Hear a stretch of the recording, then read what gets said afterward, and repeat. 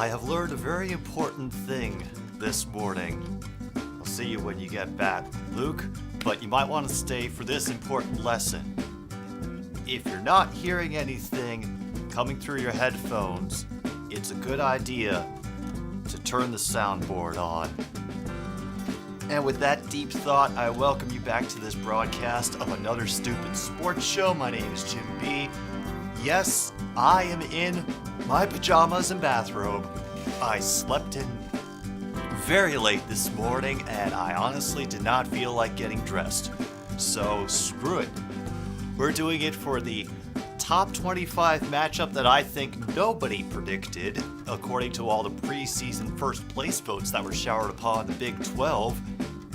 TCU and Kansas. TCU a 4-0 start, Kansas currently 5-0, and the excitement that you could see on the faces of the students and the players in all those clips from last week's game.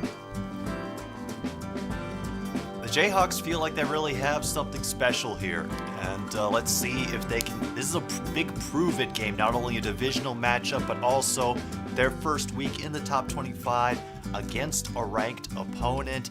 Jalen Daniels, I believe that is his name. There's chatter apparently starting to come about of Heisman for Jalen Daniels.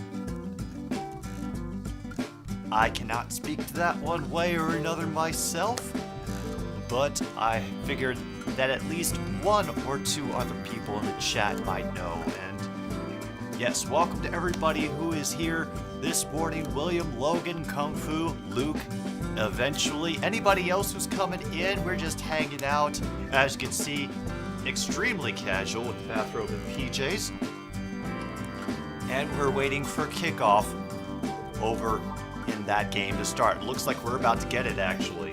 So, before I forget, you have to send out the shout out to our sponsors for this episode of Another Stupid Sports Show, which include today our old friends chicken flavored crackers. Just enough chicken flavor to trick you to think, hey, I might not be eating a cracker. But then again, you probably have to be pretty high to mistake this for chicken.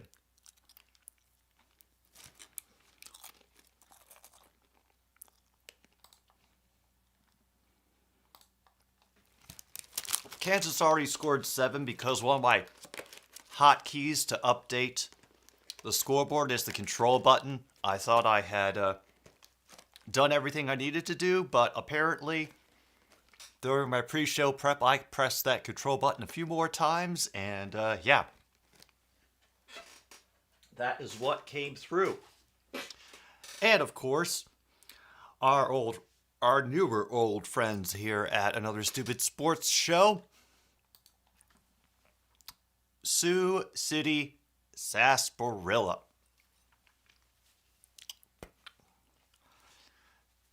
Perfect drink for anybody who needs a lazy Saturday and just needs to abide. Sioux City Sarsaparilla, the drink that can make you say vagina.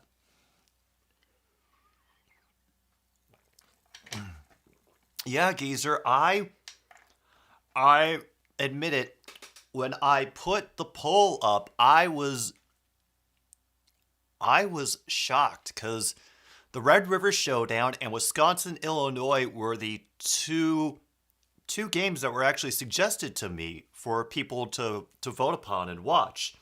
And then out of nowhere, this groundswell of support comes for TCU Kansas. And here we are. Who's playing on your TV right now for baseball?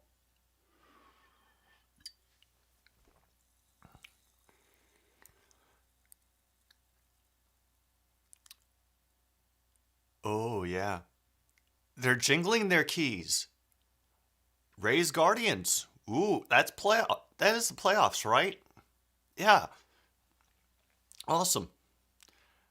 Why are the Kansas fans jingling their keys? Do they think the TCU players will be distracted by shiny objects? Is that what is happening right now? But they do kick it. It is being run out of the end zone by TCU and will get up to the 23. Not a bad run, to be honest.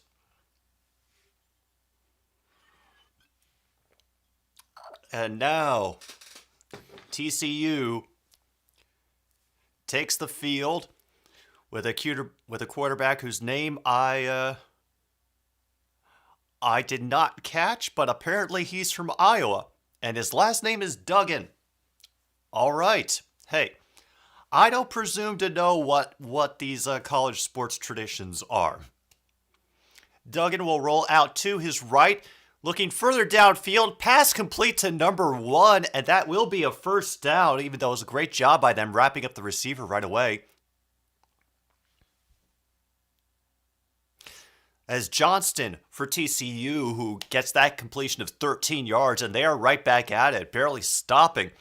Duggan out of the shotgun again. They're up at the 35. They will hand the ball off. It'll be taken up the middle for, we will politely say, a gain of 3.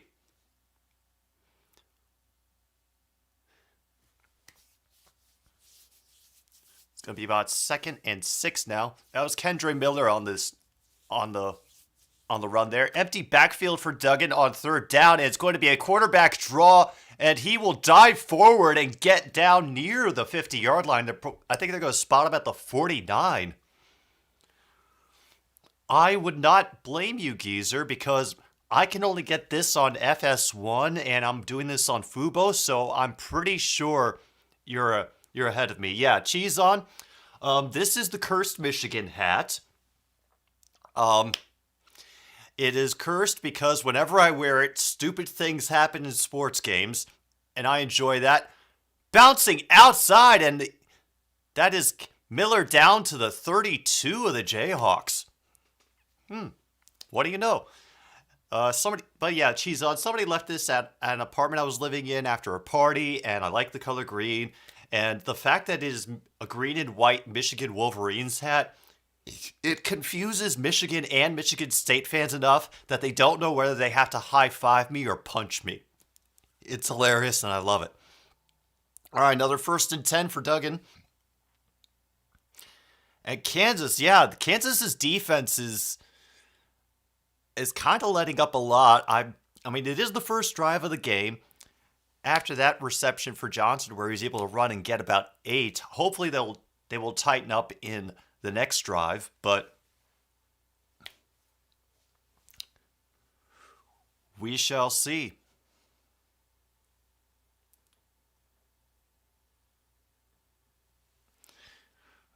Gotta do a back to Dugan's left. It will be a handoff. It will bounce to the outside of the line and be brought down right near the first down marker. Are the Zebras kind enough? Maybe.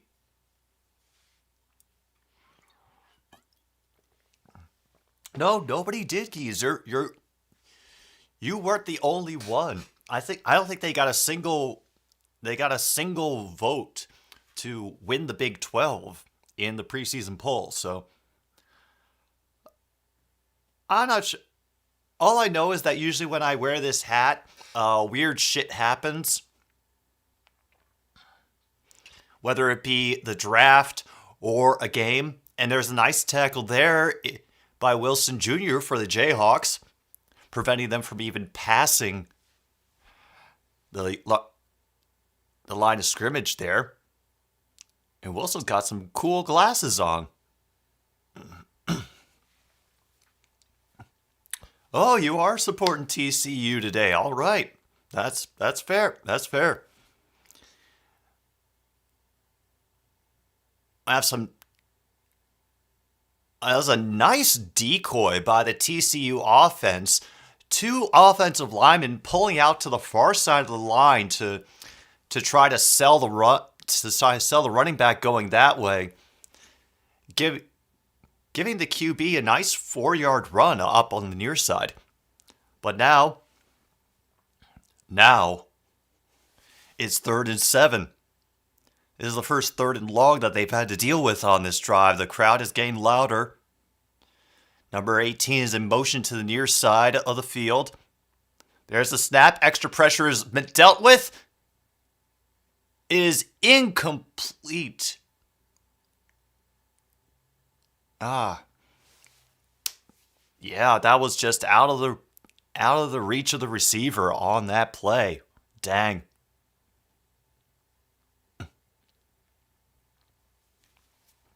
Enough said, geezer. Enough said. And yeah. Yeah, Kung Fu, it's the money, baby. It's all about the money. Griffin Kell will be out for TCU for this 39-yard attempt. He is 1 for 1 for the season. And that one is true and through. So, TCU takes it down they take it down the field, get held up by the Jayhawks defense, early able to put 3 on the board. That's cool, man.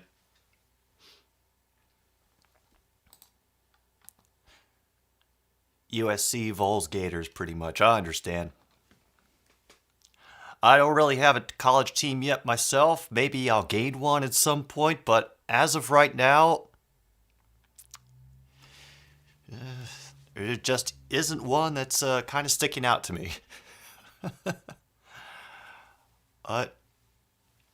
Oh, goodness me. I'm still shocked that I made it out of bed. Cheese on is a Michigan State. Oh, goodness, even Kirsten is here. Hello and welcome.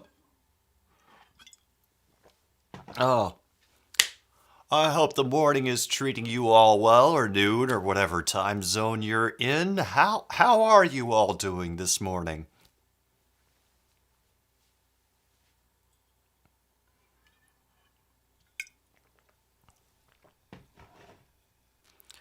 Oh, you don't say, Kirsten. Michigan already got a TD, even with the hat that I'm wearing.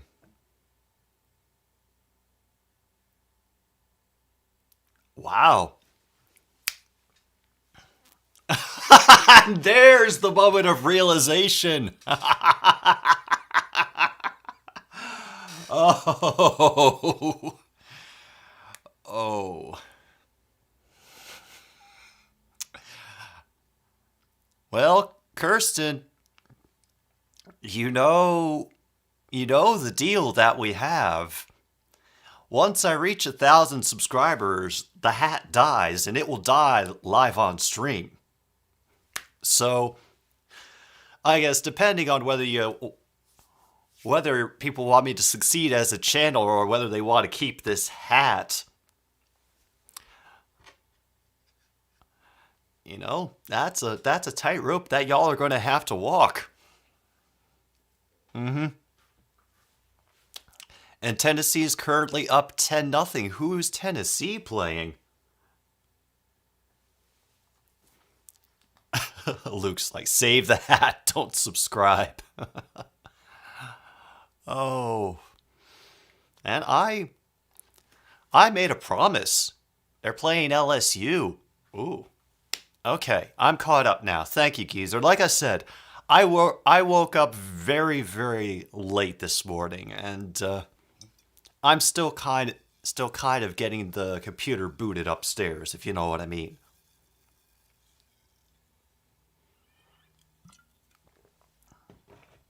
Oh, I promised 1,000. I'm staying at 1,000. Just like I backed myself into this whole ass label that I have put on many of my shows that I'm doing, and I'm keeping that for as long as I can. It's going to be 1st and 10 from the 25. Jalen Daniels is going to take this on the run this time. We'll get upended at the 30. Kamara on the tackle for TCU. Mm-hmm. Yeah, hopefully that will be a good game for you, Geezer. A classic rivalry like that, there's a better than average hope that both teams will bring the intensity, even if the talent may not be reaching anything high this season. I have 3 receivers out to the far side for Kansas on that one. They managed to find one in front of double coverage is number 2. And that is a first down for Kansas. I promise I'll get the clock right as soon as possible. Like I said, just woke up. Don't have enough sugar in me yet to really get the energy going, but knowing that there are people in the chat, that's pretty cool too. Wait a minute, we're down to 9 minutes to go? Yeah, 9:35 left in the game. Shoot.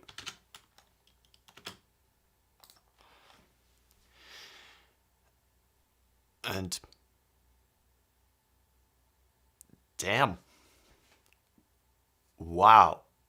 They just came back and swallowed him up in the backfield there. I don't think they got any gain on that play. Will be 2nd and 10.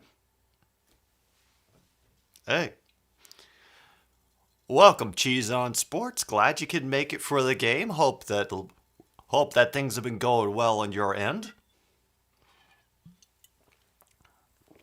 2nd and 10. Daniels back to pass, and very well contested ball. Newton on the coverage for TCU. It might have been just out of the reach from the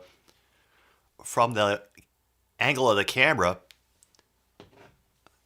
All right. Well, I'm very glad that you chose the most ignorant sports show on YouTube to be here with you for this Saturday. This is Saturday, right? Saturday. Wow. 3rd and 10 now. Pressure coming the inside. Daniels has to evade. Oh! Skinner had a good chance, but the ball was just right.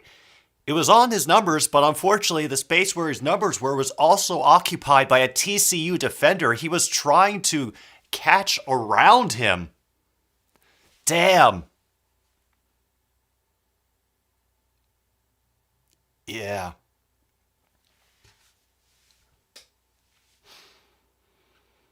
Well,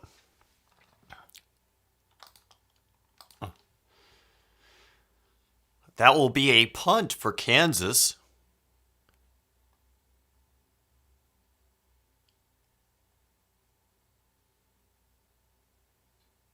And this TCU runner did like 20 yards of running to advance 4.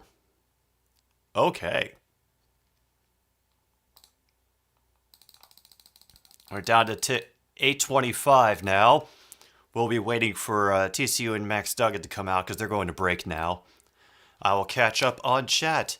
Sure, it's not quite Thursday yet, William. I can get the hang of Thursdays. Bryce Young or CJ Stroud? Do not know. Do not know. Chat, please discuss.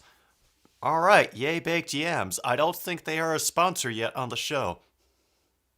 Consequence of Sound, I think.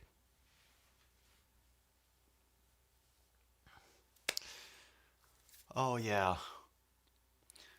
Yeah, anybody who saw that occurrence on Thursday night between the Indianapolis Colts and the Denver Broncos, yeah, it eventually just got really funny.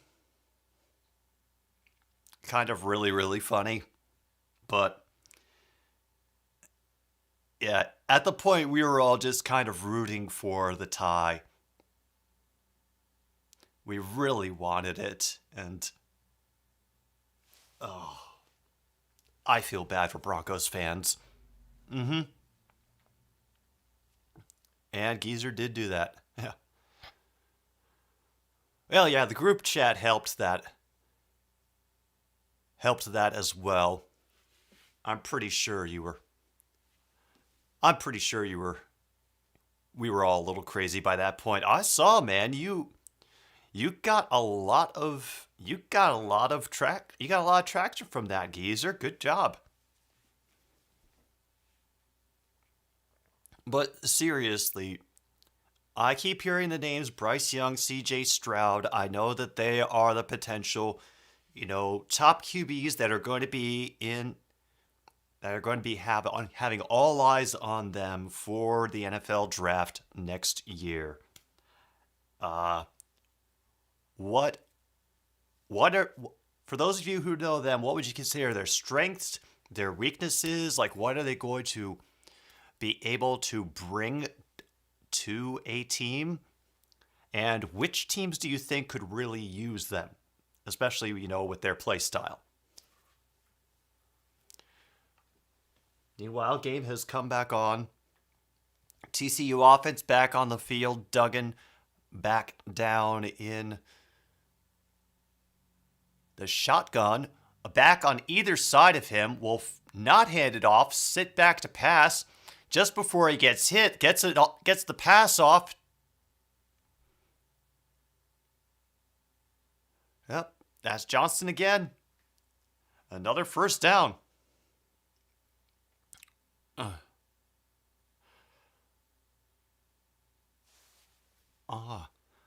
I think Stroud's weakness is he kind of faults when he plays a great defense. For example, Michigan. Okay.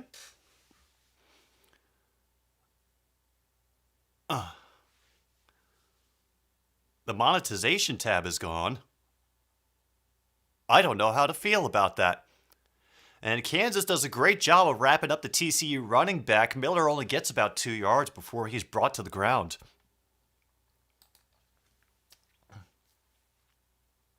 Last night, LQ said she's unsure if she even wants to draft a quarterback anymore. Okay, that is a conundrum.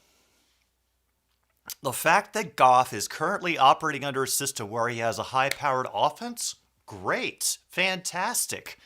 We have to consider, though, a lot of other factors at work. Not only the players that he has available to throw to him, but also the system that he's in. The work of Ben Johnson as the offensive coordinator. By the way, catch and reception for TCU, they're going to gain 9 on that. It will be third. Oh, they gained 7. Sorry, it's 3rd and 1 now.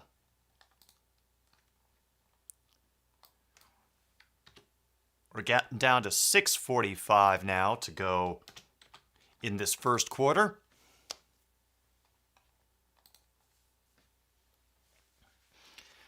Yes, Detroit becomes the Paxton Lynch redemption tour. After the decent things that he did in the USFL,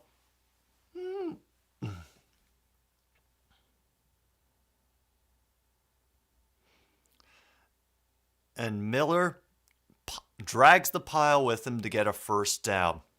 Nice job. Yes, Kung Fu, you are right. You are absolutely right. Ideally, you draft someone, give them time to develop. Ideally, not a day one starter. However, I think fans can be kind of impatient. Duggan will get close to the 40-yard line as he could not find anybody, so had to use his legs. And yeah, just immediate pressure, and he had to take it himself because he was getting chased out of the pocket.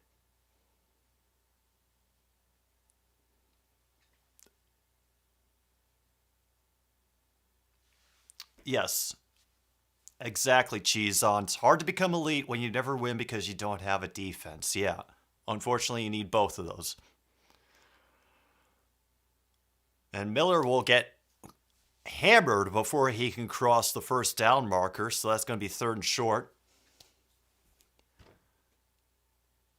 Yeah. Hold on to that take, Geezer. If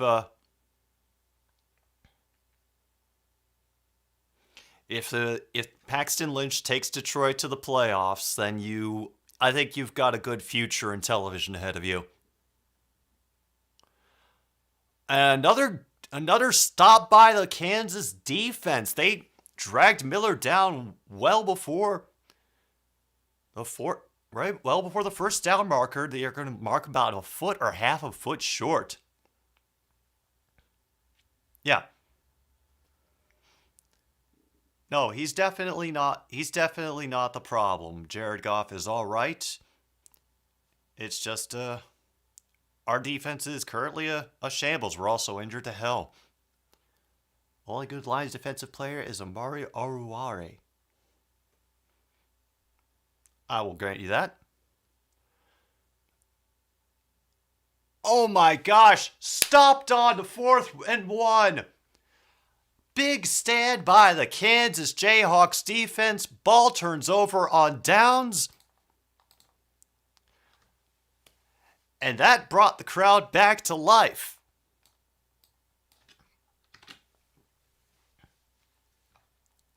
Wow. Yeah, they went with a different running back that time. Somebody with a last name that starts with D.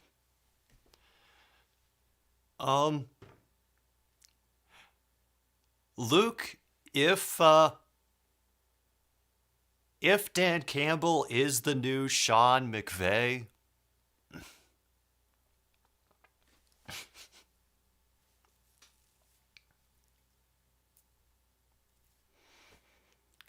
yeah.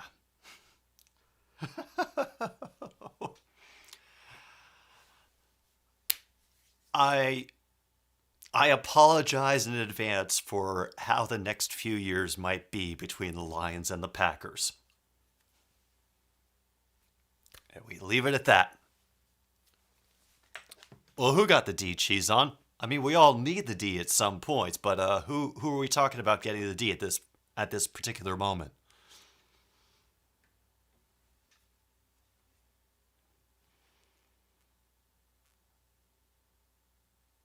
Wait, oh no.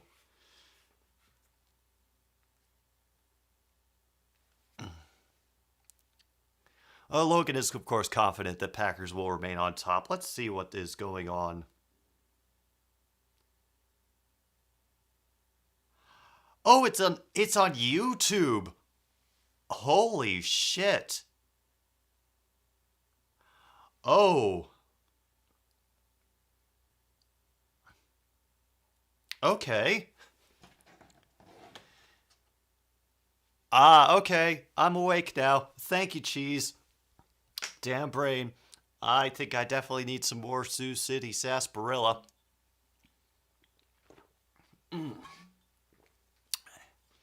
Meanwhile, thank you for the update, Geezer, about the Florida interception.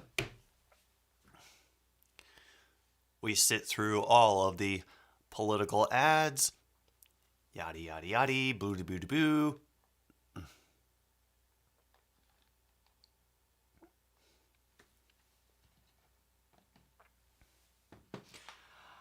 I believe it when I see it, cheese on.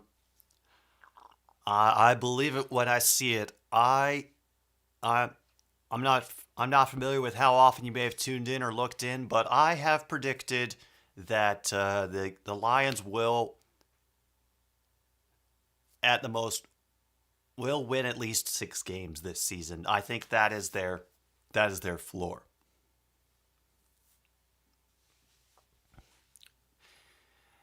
Yeah, I would not want to be in your position, Geezer, living in Ohio during an election year. That's got to be a damn nightmare. And Jalen Daniels throwing the ball away on first down could not find a receiver open as he was being chased by the TCU defense to the far sideline.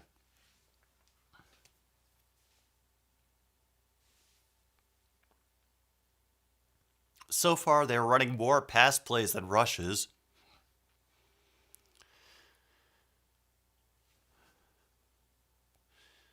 And two receivers on the far side of the formation. It'll be a pitch out to number 4, but the defense is able to catch up with him rather quickly. Number 14 for TCU on the tackle. Will be 3rd and 6.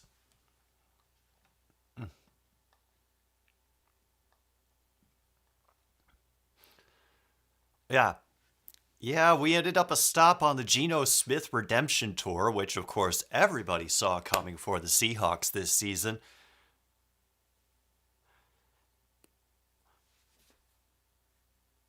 You know, and we've seen this before with teams where it takes a certain part of their game time to develop during the season.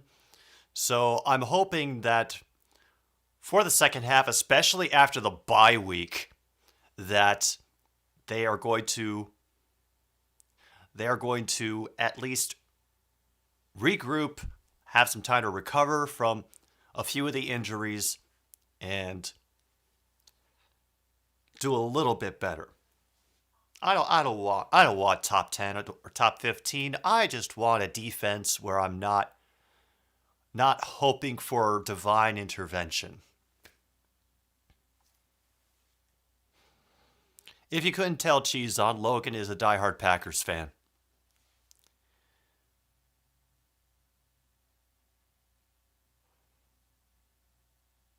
And Darius Davis, they pinned him on the far sideline, and then it was just a little boop to knock him out of bounds. Yeah. Yeah, Rousdower. This is going to be an interesting game for Rousdower next week. Oh, that's tomorrow, isn't it? Holy crap.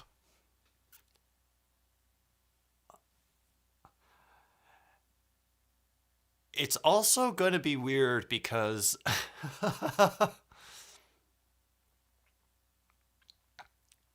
Patri is so weird to be observing NFL football at a time where the Patriots are not doing well, where they don't have that quarterback that everybody fears.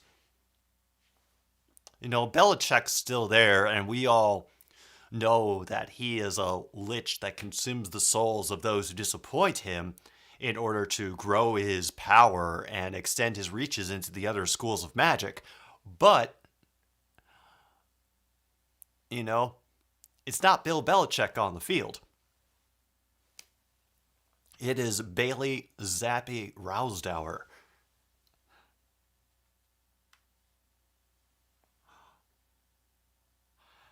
And LSU turns the ball over on downs. Huh. Hey, Love has not played that much, and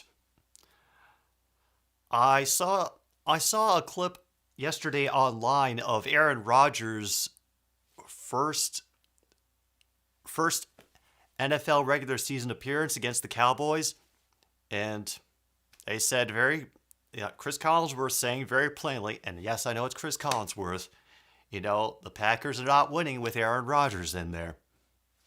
And yeah, I know Rodgers eventually became, Aaron Rodgers, the bad man that haunts everybody's dreams in the NFC North and is current owner of the Chicago Bears. But there was a lot of talk against Aaron Rodgers in those first few years. He had to earn everybody's trust, and Love has not got much of an opportunity to play. We haven't seen a lot of him, and all it looks like is somebody who has, you know, practiced a lot, and you've seen incremental improvements, but I am waiting for Love to be there for a full season, to be anywhere for a full season. If he's at Green Bay, we don't know. TCU will start from their own 10, and the Kansas defense has suddenly woken up. That reception from Miller will lead to a loss of 2.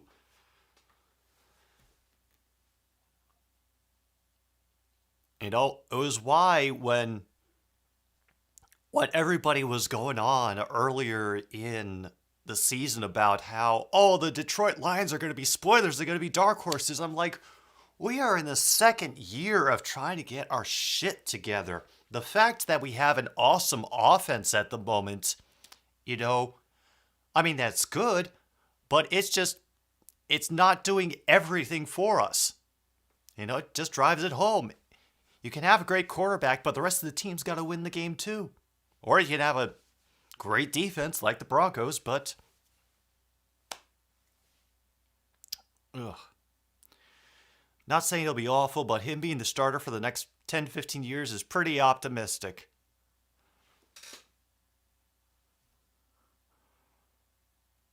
Oh, and very clever for the Kansas players to play that old,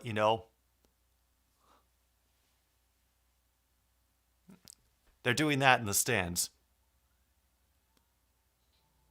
Holy crap. That was a great pass over the middle to Johnston in traffic. Will be brought down around the 22-yard line, and that's a first down for TCU.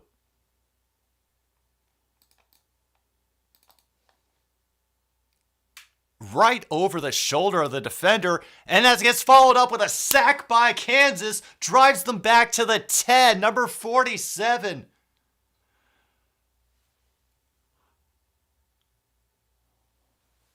Wow. Phelps on the sack for Kansas, and that pushes them way, way back. Dang.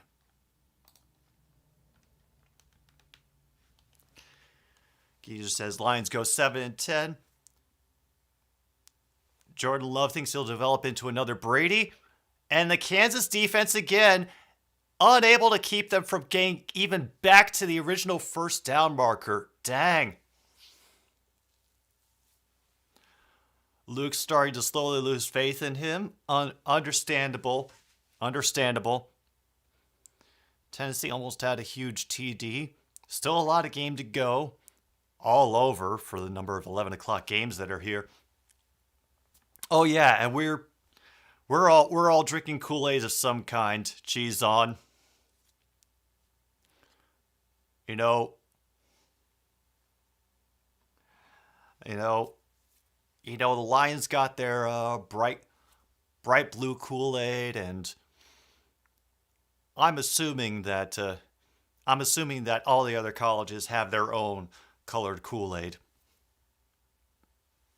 Now it's kind of one of the things of being a fan. When you're really into it, you're really dedicated. You have to put some measure of faith that these people with whom you have no interaction and perhaps don't even know your name or that you exist are going to accomplish great things simply because you're trying to will it into existence with your own enthusiasm.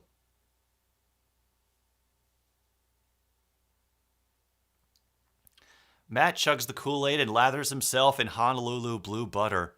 Meanwhile, Tennessee is up 13-0. Texas is up 7-0. And I can't help but think that I'm a lesser fan because my shampoo is a purple bar and my conditioner is a green bar. They just don't have any of the shampoo bars that, do the right things by my hair in blue. You used to be like that with the Lions, but they broke you somewhere in your early 30s. It's all right. I used to be a Washington fan, cheese on, and it only took a few years of the Dan Snyder regime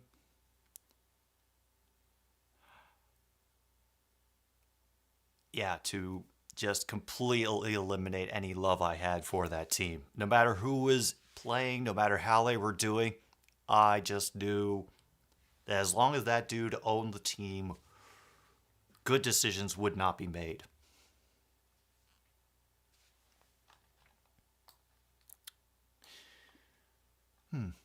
Geezer suggests, however, that I should be a Kansas fan. Oh, that's the Hulk bar. All right, I understand the name. That makes sense. Got it.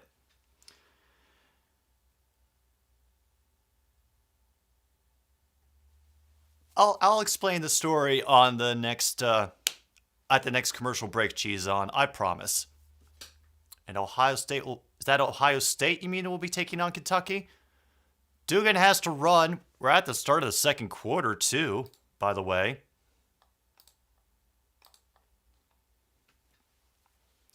Long run out of them, but they are still short of the first down by 4 yards. Oh, poor Cox.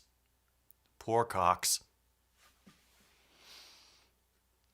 Uh, South Carolina's a nice place. I don't have too much against it, you know? I still need to go to Fort Sumter one of these days. There's going to be another punt by TCU. Will be fielded at the 29 with a fair catch.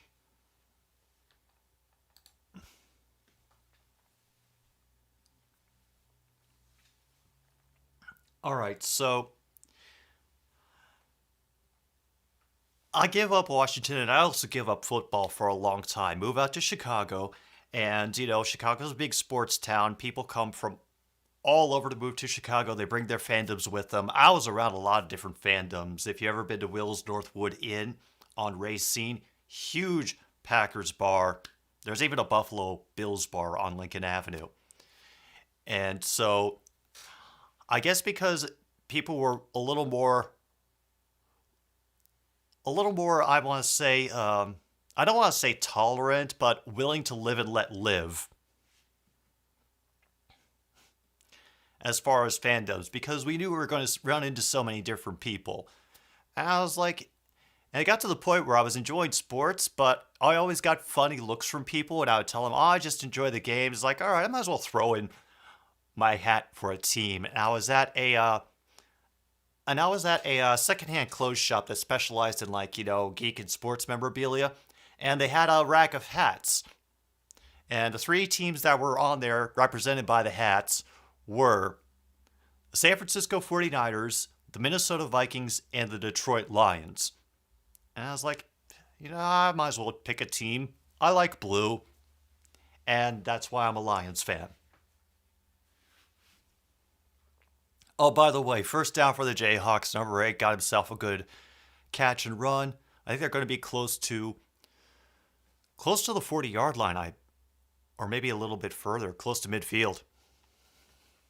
LSU had a 9-yard gain negated by a holding penalty.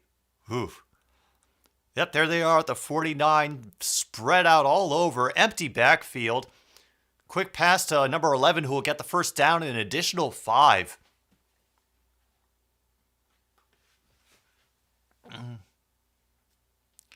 Yeah, I don't think I even was watching PackCast at that point. That was just Kismet? Oh yeah, I understand. I was somewhat aware of football for the twilight of Dan Marino's years. Still felt bad for him that he never won a Super Bowl. Jalen hands off to number 4, who will run around the far side. Gets to the 31 and is brought down after a gain of 6.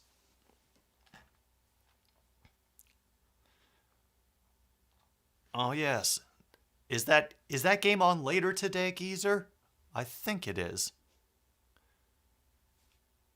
Well, then again, I also intentionally kind of ignore anything that involves Michigan or Ohio unless people specifically request it, because I figure they get so much attention already. They don't need it from me. Meanwhile, Jalen Daniels takes it himself and will get brought down once again at the line of scrimmage. Oh yeah, I saw the MSU game that we did earlier this season. Oh, that hurt. That hurt. I don't know. I forget which game it was, but I did one of them, and it might have been against Kansas. But I just remember watching them and them getting thoroughly embarrassed, and I felt horrible. Oh, it just, oh. Oh my God, was that a fumble?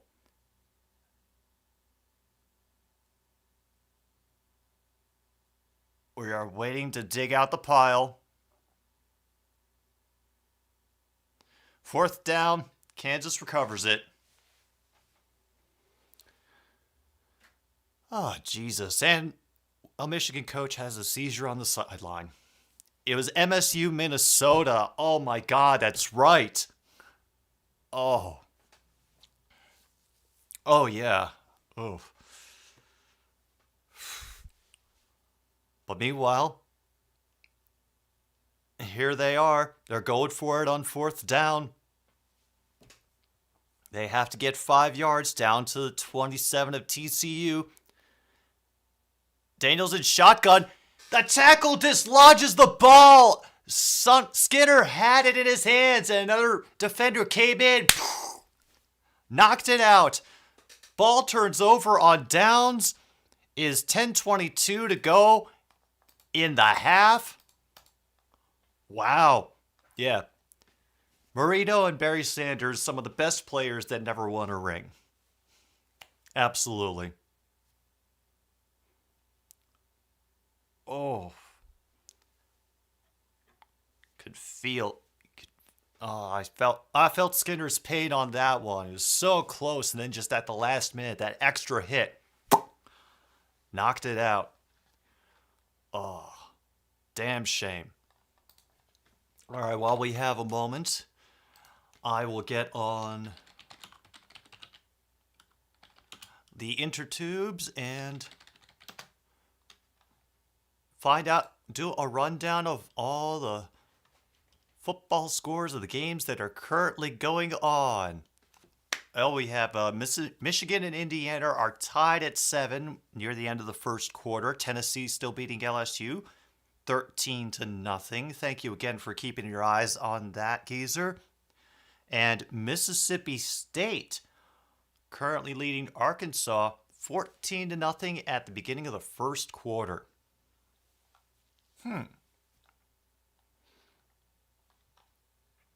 All right, that is certainly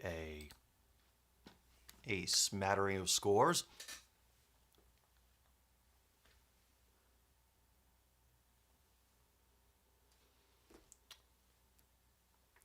And of course, my music app crashes again.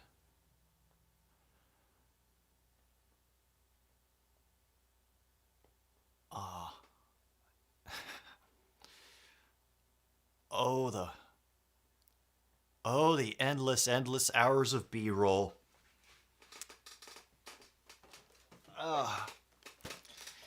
Yes, and for those moments where you're stuck sitting through endless hours of B-roll, nothing helps to distract it, just barely, like chicken-flavored crackers.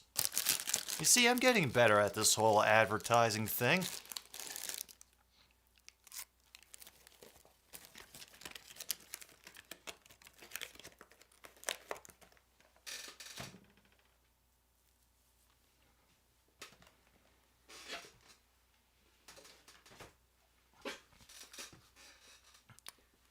Yeah, LSU is certainly getting clamped.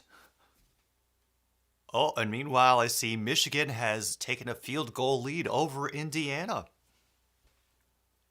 TCU Kansas back, and we start with a run up the middle by Miller, who will get the first down. Kip, it is going good. I am kind of awake.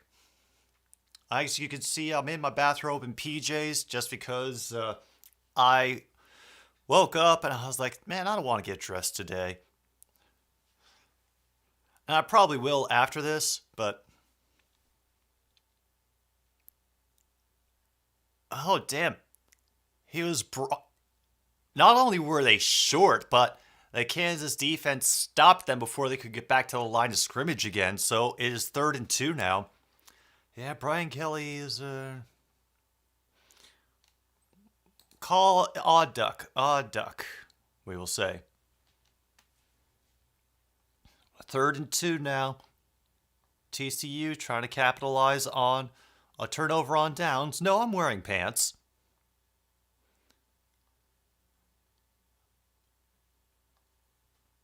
They're down to 9:19 as TCU takes their first timeout of the half. And Tennessee has now extended their lead 19-0. Dang. Oh. Which dude are we talking about cheese on? Is it me or somebody else that is announcing? Cause I have been known to do a couple of accents on purpose, but I don't usually try to drag them out by accident. Oh, Brian Kelly. You know what? Yeah, we'll not comment about that. Hmm.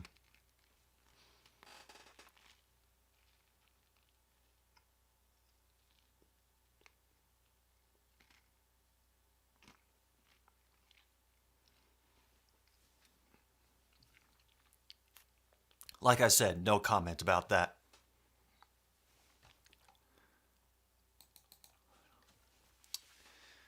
Just keeps creeping up every time.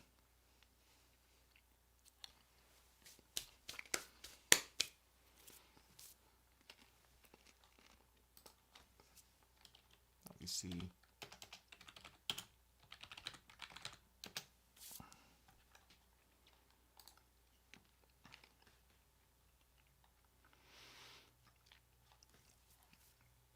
But oh my goodness. Tomorrow is looking like a fun day in the NFL. Of course, there's going to be the high scoring, offensive showdown between the Lions and Patriots, as everybody expected at the beginning of this season. Texans and the Jaguars. Falcons hoping to make it 2 in a row against the Buccaneers. Could happen. Stranger things have. And of course, the game that everybody is going to be watching, except for the people in all the cool markets, the Steelers and the Bills. That's going to be the game that I'm going to be doing tomorrow.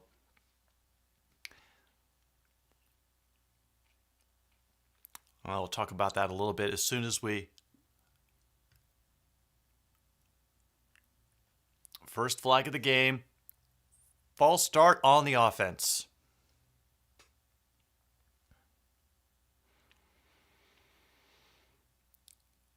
Wow, we're getting to that point in the season where there's a lot of noontime games.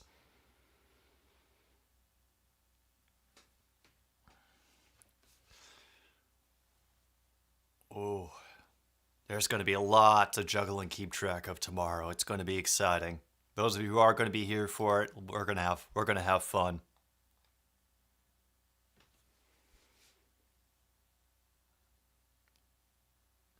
Duggan gets tackled from behind. That Phelps once again saving things for Kansas, and that's going to be a punt. That's all right, Cheese On. Life can't, revolve around one thing all the time, and if it can, it's got to be done in moderation, even the moderation thereof. I think we have a good shot against the Pats, but I am going to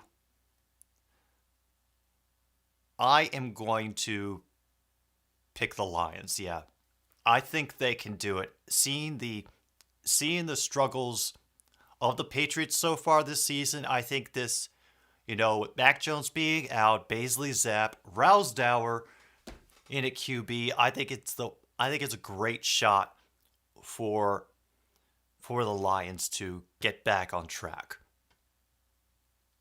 No, I don't think any of us are looking forward to waking up early for that game, William.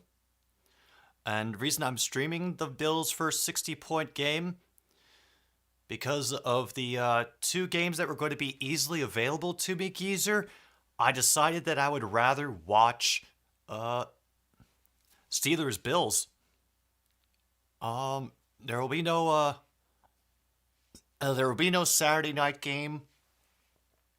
I could only bring myself to do one game, and we didn't get a tie in the poll, by the way. And I was hopeful that there would be enough going on in today's games that it would, fill up my football necessity for the day. As far as I know, St. Brown has been listed as. I thought he was listed as questionable the last time that I saw him, but I would not be surprised if he is sat for this game.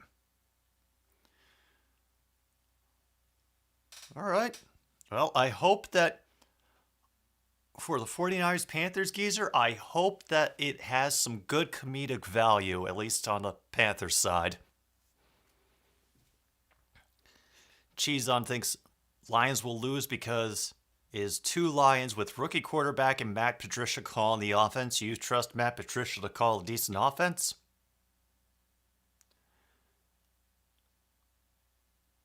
Oh, after everything that he put the Lions through? Ooh. Oh boy. All right, all right. You know what? I'm just shocked to hear that. That's all. Texas is up 14-0. Florida is up 10-0 as well.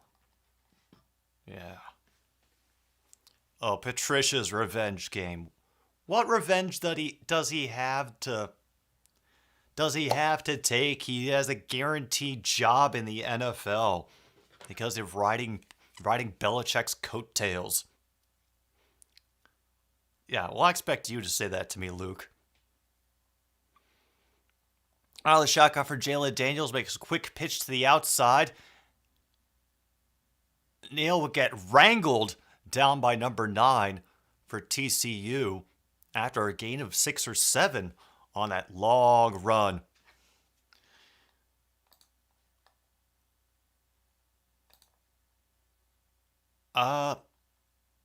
Why particularly do you need me to take off the hat, Kirsten? Is something happening in the Michigan-Indiana game? Is it... Wait, are you blaming...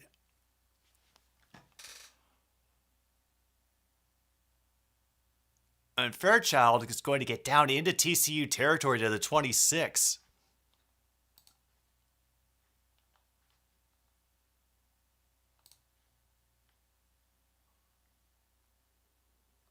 Oh, let's see. Yeah. Well, yes, the refs always suck. No, but I am not taking the blame for whatever happens in that game. Like I said, Kirsten, 1,000 subscribers, the hat goes away.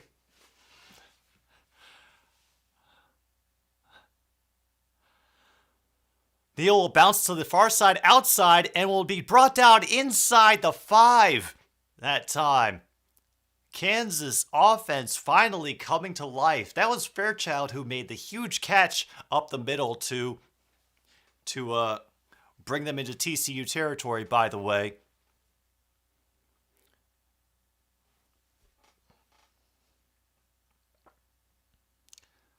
Looks like it's 3 votes for keeping the hat on.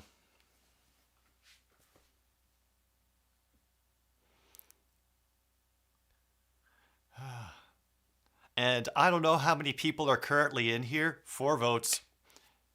Because I don't keep track of my numbers anymore. Probably should to be a good YouTuber, but I kind of just don't care. 1,000, it goes away. 1,001, it comes back. No. Like, when I talk, destroy the hat, it is going to get ripped apart. Like, I'm going to disassemble it live on stream. So, in a way that all the King's horses and all the King's men cannot put it together again. Oh my god, now there's a possible fumble near the goal line as Daniels tried to run it in himself. We'll be half a yard short. TCU recovers the fumble at the half-yard line. The red zone trip goes nowhere for Kansas. And yep, there it is. Came out.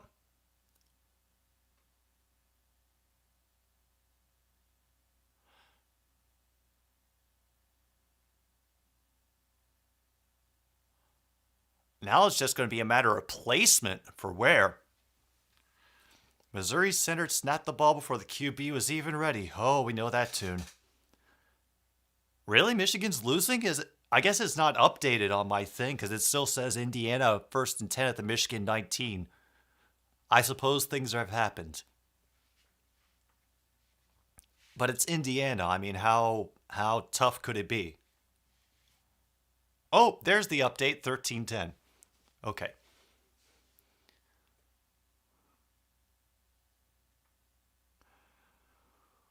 Ooh. Damn. They are going to be just inside the 1.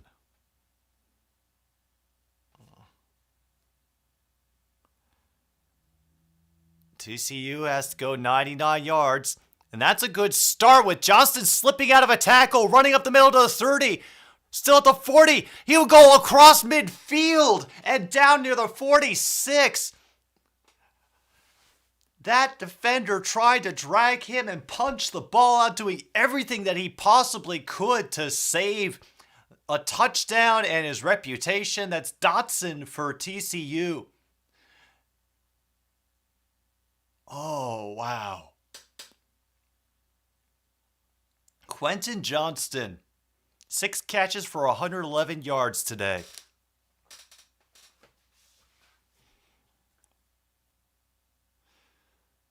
Dugan in the backfield. It's Johnston again. He evades another tackler, pushes another one out of the way. Dives inside to the 17. Johnston is making things go for these Horned Frogs right now.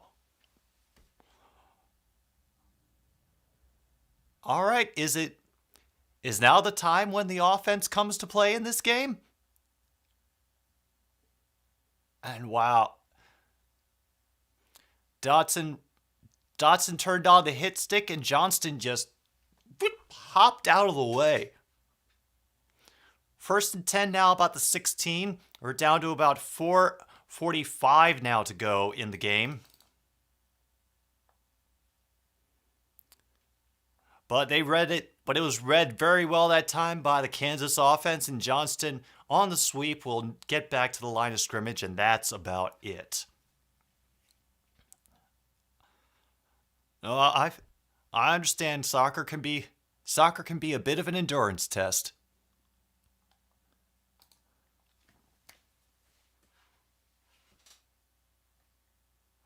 Second and 9 now for TCU inside the red zone. Marked officially about the 16.5-yard line. But who knows, really? 2nd and 9.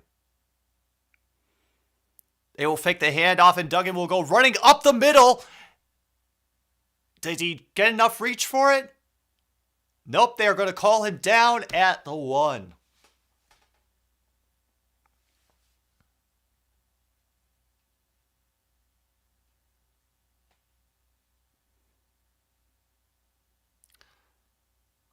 Damn, I thought he crossed the plane of the goal with that ball even before his knee hit the ground, but that's... Watch only MLS soccer games because those are actually fun. Fair. 1st and goal now for the Horned Frogs.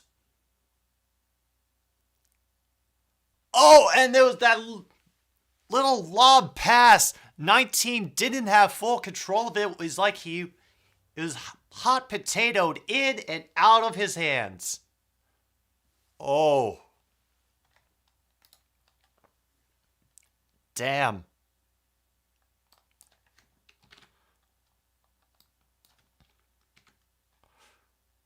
Whew.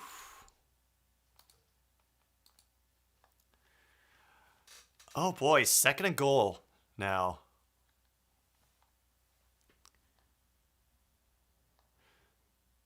That box is stacked, but in goes Miller. Touchdown, TCU.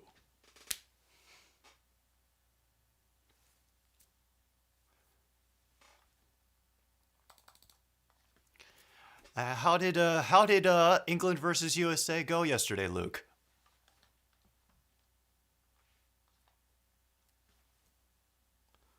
got everything. Yep, the duck is right there. The phone is right there.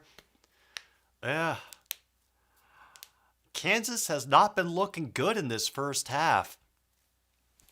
Well, they had that great drive, down all the way to the TCU 1 line, but then that fumble by Jalen Daniels totally wasted what was a great offensive run. Ugh. And Johnston's making them pay. England won 2-1. Should have been 2 each if the refs weren't shit. Well, yeah, sounds like the refs doing their job of continuing our existence of frustration and pain.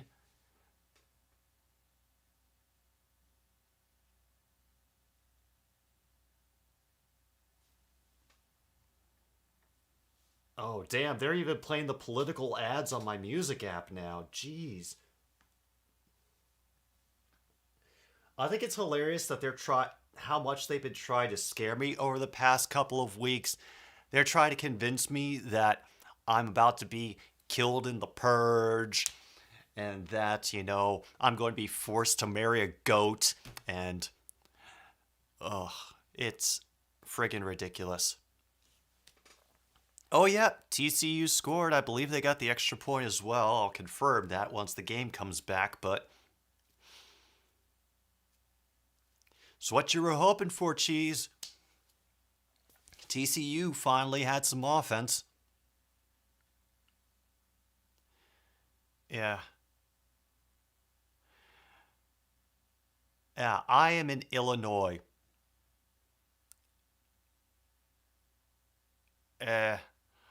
I would, Geezer, just as a polite recommendation, I would recommend whatever claims that they make, I would fact check them on your own. And, see how much substance there is behind the spectacle.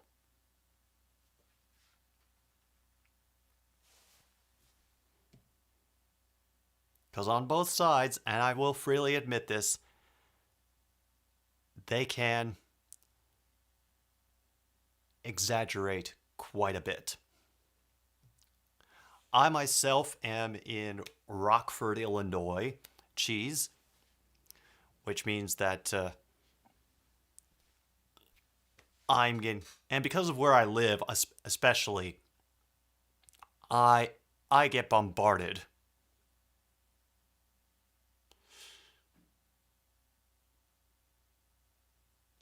Yeah.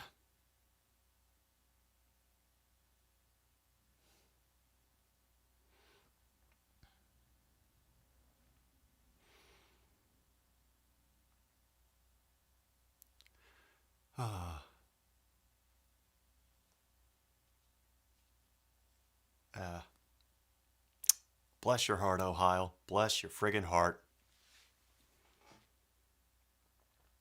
I don't have any control over that, Kirsten. I am not the coach or the quarterback for Michigan, and I'm definitely not their defensive coordinator. Yes, that did connect for me a little bit, Cheese. Meanwhile, game is back. Got Daniels out of the gun. Will hand off to number 28 on a sweep, who will get progress. Breaks free of a few tackles and is crossed over the TCU territory. Will be brought down at their 35.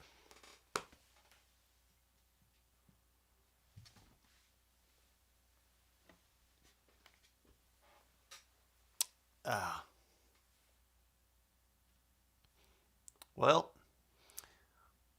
we will have, for the moment, some cat time to take our mind off of... Yeah, I know. I know, Angie. I can't believe it either.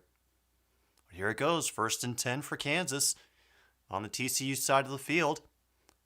Going for another run. Hi, Thomas. Will get maybe 3 before being brought down in a huge pile of people. About 2nd and 7 now. 2.5 to go.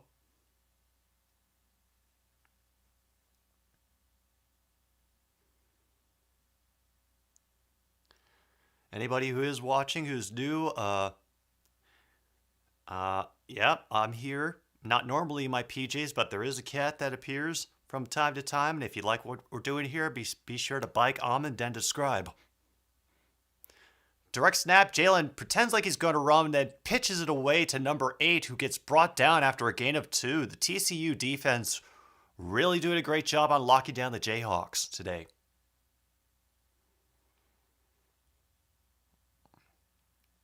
I'm not even sure if she knows Hawaii exists. Oh yeah, no, she does not. She is definitely not interested in this game.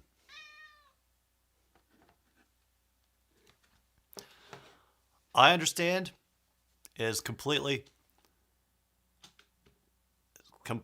valid position. Meanwhile, Kansas got a first down with a last-minute pass by Jalen Daniels, number 11, as Grimm was able to drag it, going a V shape and across the field.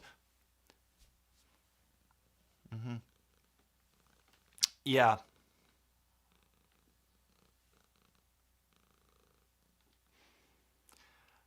Yeah, once I get past like 1003, be sure to come back.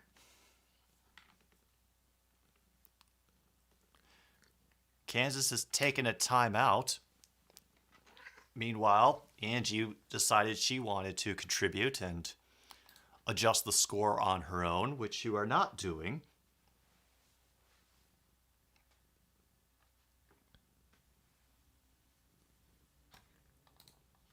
Oh, we're down to 1:04 now in this first half. Yeah, San Diego State. Yeah, San Diego State fan. But she does not keep track of the games very often.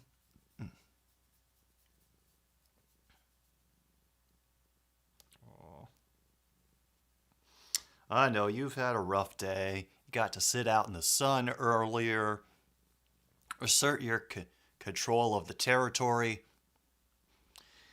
and even make fun of Monty for not going outside.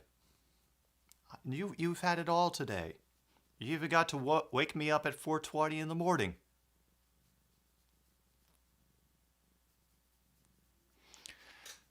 Second and 6 now for the Jayhawks.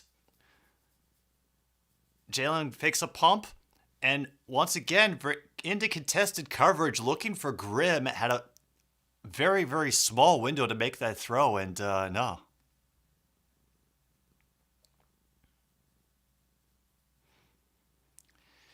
Exactly, Geezer.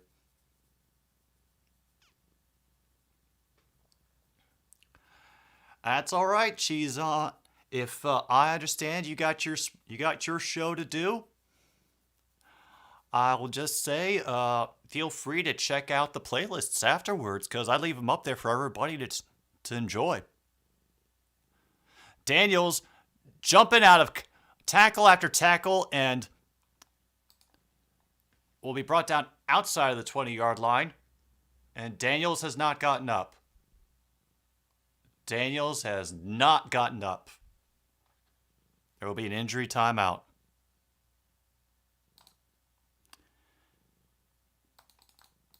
And as the announcer just said, no, no, no, no, no, no.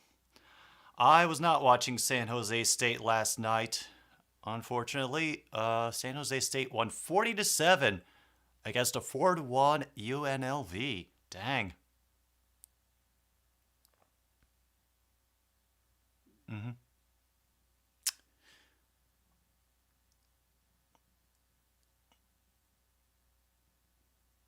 Oh boy.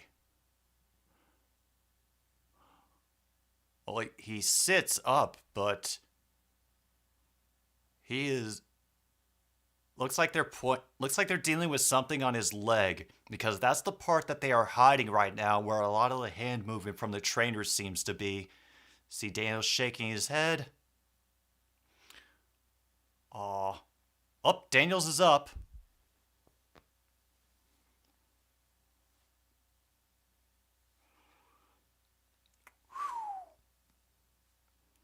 Michigan almost had an interception.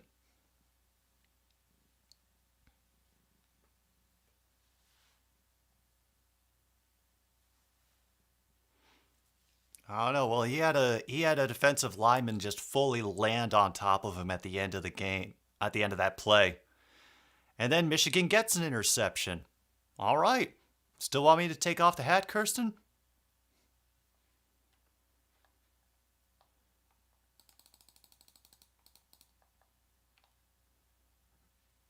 "31 seconds now. I believe there's a 10-second runoff."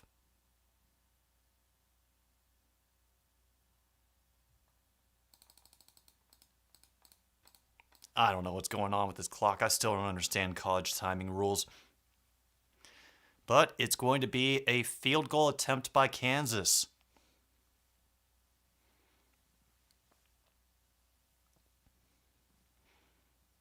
And now Kansas takes a timeout, because they're currently at 4th and 12. Oh, shoot, that's TCU taking a timeout, making them think about it. Yeah. Yeah, put out the hashtag Primetime Lions. That's all we can do at this point. Just put out the hashtag Primetime Lions to let the world know we'd rather see the Detroit Lions in primetime. At least we know that they could score.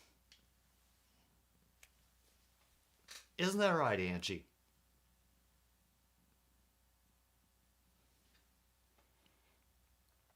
For those of you not familiar with the lore of this channel, this cat, Angie, is a Chargers fan. Yes, I'm talking about you. She's a very dedicated Chargers fan. And so I have to tread carefully when I talk about the team in front of her. Right. At this point, it's a tradition, and we just kind of accept it. Brandon McManus, the best player in Denver right now.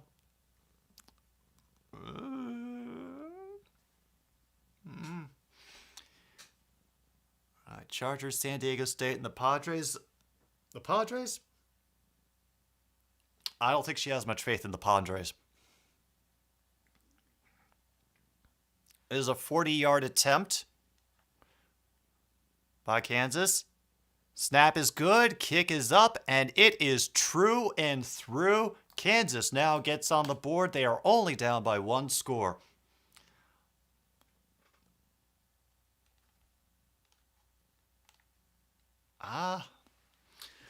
She's never shown any real interest in hockey. If she does, I will find out and I will let you know.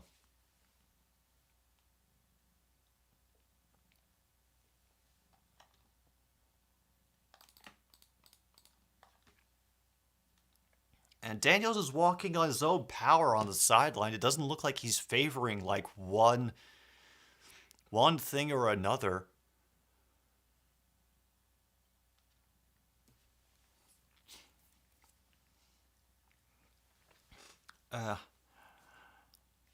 Hey, it's not too bad. It's not too bad. She's my other cat Monty is a Vikings fan, so you can imagine the discussions that we have in this house.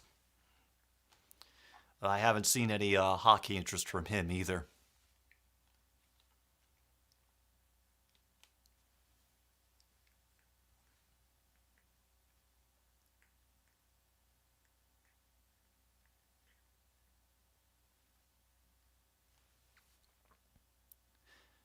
It's going to be a squib kick out to TCU and will be out of bounds. So they're going to get it at the 50.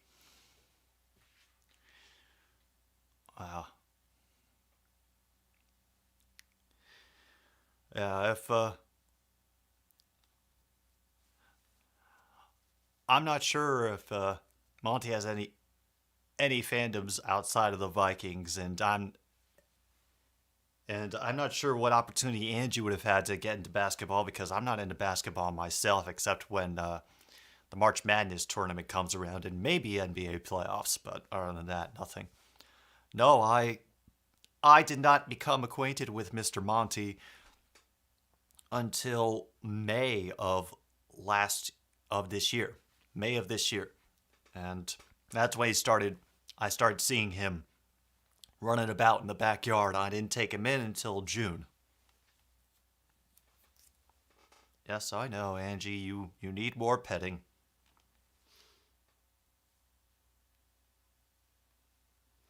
Oh, now they're talking like it's a dislocated shoulder. Ooh.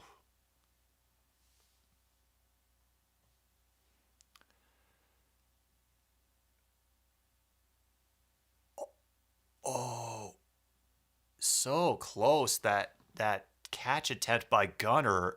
He went full extension and just, oh, nearly got a one-handed grab, just couldn't secure it.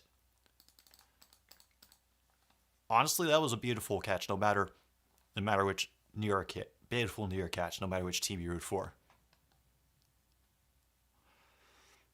Try it again, 2nd and 10 from their own 35. It gets pressure, has to run, and will be forced out of bounds around the 40-something.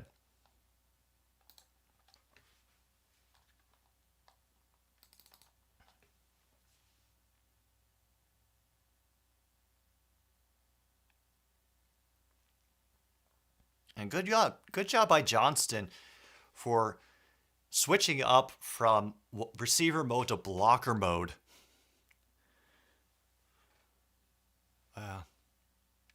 Different list, Cheese. Different. I understand the confusion, though. Yeah, Monty hasn't had the chance to show a hockey fandom.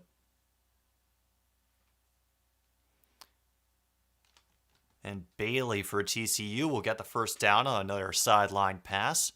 Knock another 4 seconds off the clock. I have a feeling they want to get as many yards and sideline passes as they can to attempt for a bomb, and they're going for it, and it is picked. And O.J. Burrows gets the pick for Kansas as TCU made a big play for near the end of the first half to keep the score 10-3.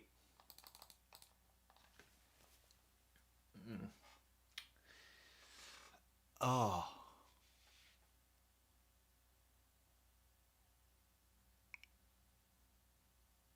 Yeah.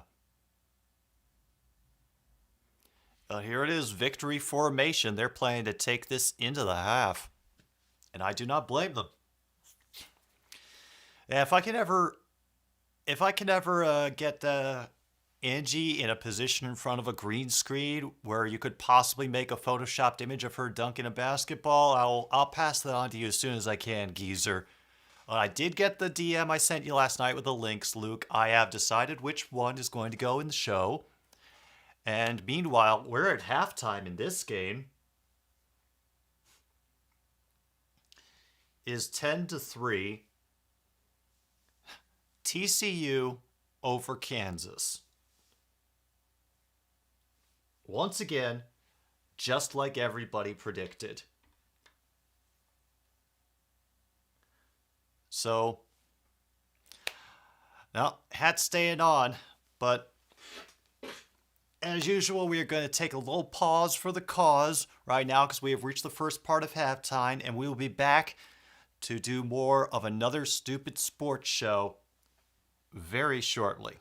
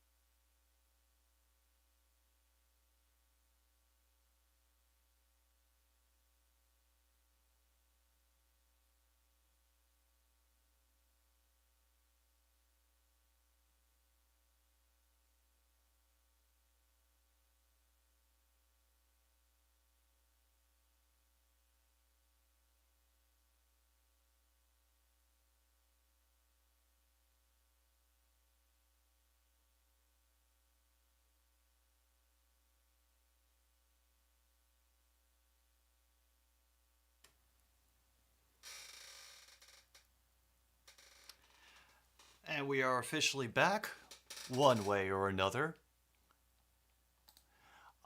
Ah, Bruce is here. Hello, Bruce. Glad you could make it. We are just waiting for...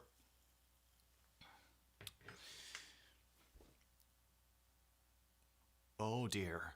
We are waiting for TCU, Kansas to come back. They're at halftime right now, but I now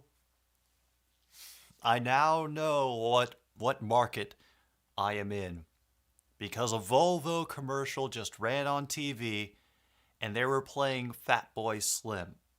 Not even Fatboy Slim songs that people know, like the deeper cut tracks, like second or third single level Fatboy Slim. And they want to use that to make me buy a Volvo. Oh, bless it. Bless it, bless it, bless it. I thought while I was here, I would run through like all the games that are on the NFL slate tomorrow because I could talk a bit more intelligently about those, and I thought y'all might want to hear something about that. Honestly, Luke, it surprises me none. There are a lot of old British folk songs and drinking songs that ended up going over the pond one way or another to carry on in the Americas. Just, yeah, look up the example of Knoxville Girl. And hello to you as well, John. Glad you could make it. The Anacreontic song. Let me write that down. Yeah, that's true. It doesn't get more American than cultural appropriation. We've had years of practice doing it. Years. Decades even.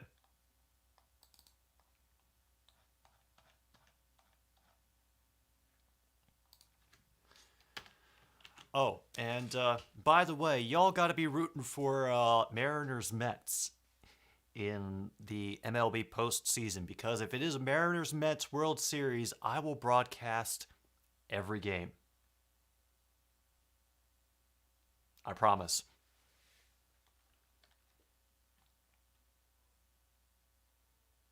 All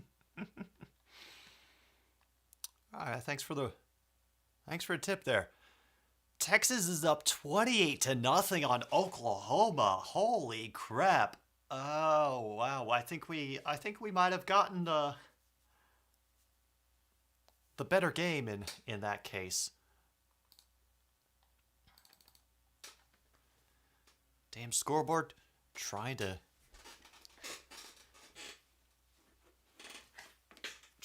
trick me. Nope. 1K until it's 1K. The hat, it stays. Sorry.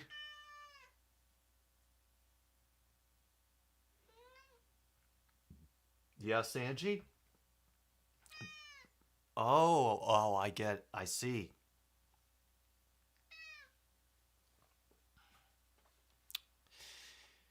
Yeah. I did talk to Monty on the break, and yeah, turns out for his hockey, he backs the Minnesota North Stars. I didn't have the heart to tell him. The Cardinals blew a 2-0 ninth inning lead. Ooh. And Angie, meanwhile, doesn't support the Sharks. They've broken her heart too many times, so now she's an LA Kings fan. Lost 6-3. Oh yeah, no, everybody's backup team is the Quebec Nordiques. You know, go Northmen.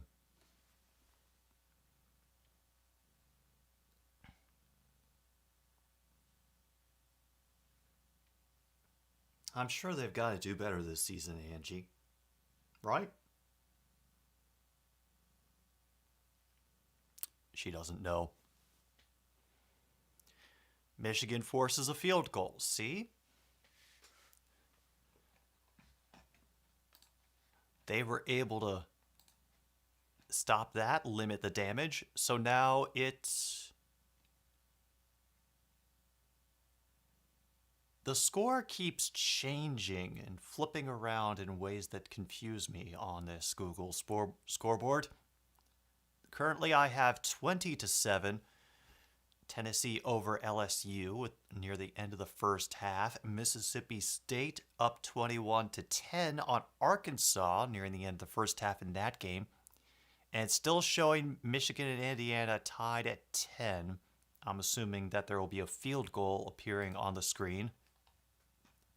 And Michigan returns the favor by blocking a field goal. So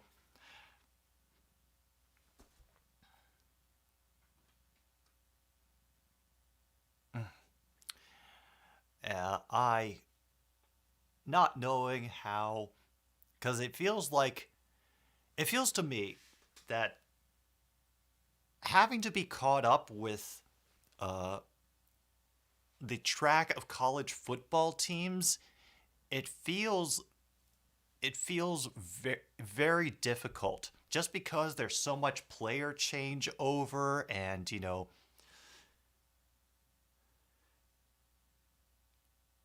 it feels like there could be wider swings into who is on top at any given point. Coaching matters, yeah, and the scouting matters, yeah.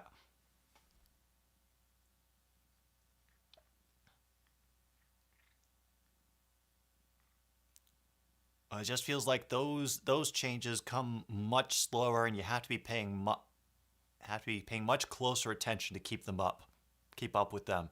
And Missouri is losing 10-0 in the swamp at Florida. Oh, dearie, dearie, dear.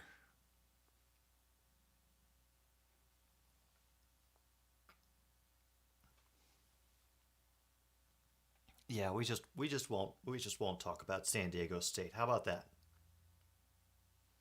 Okay. Oh yeah, no, those were claws in my arm. Yeah, we're not talking about San Diego State.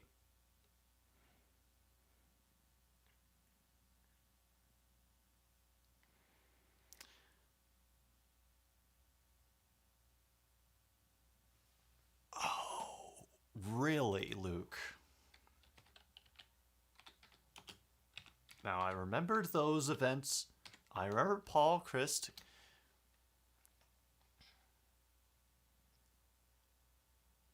Oh, damn. Uh,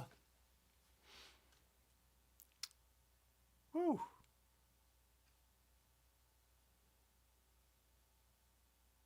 And I got nothing for you, man. I got nothing. That's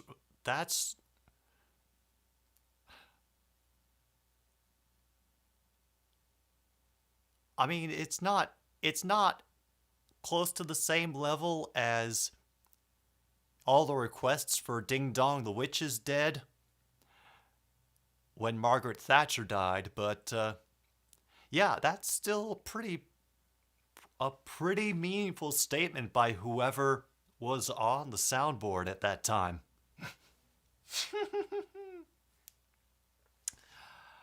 Wow. Oh, that just tells me that some people in the Badgers organization were very happy about that move. Who was Georgia playing last week? Oh, Missouri, yeah. And Luke, I do not blame you.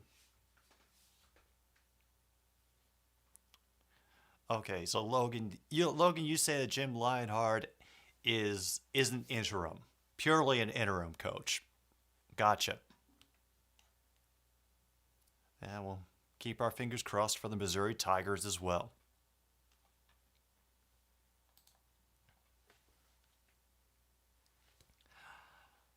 I am hoping against hope that the Giants can make the game interesting tomorrow morning versus the Packers. I don't think they will, but I really want it to be.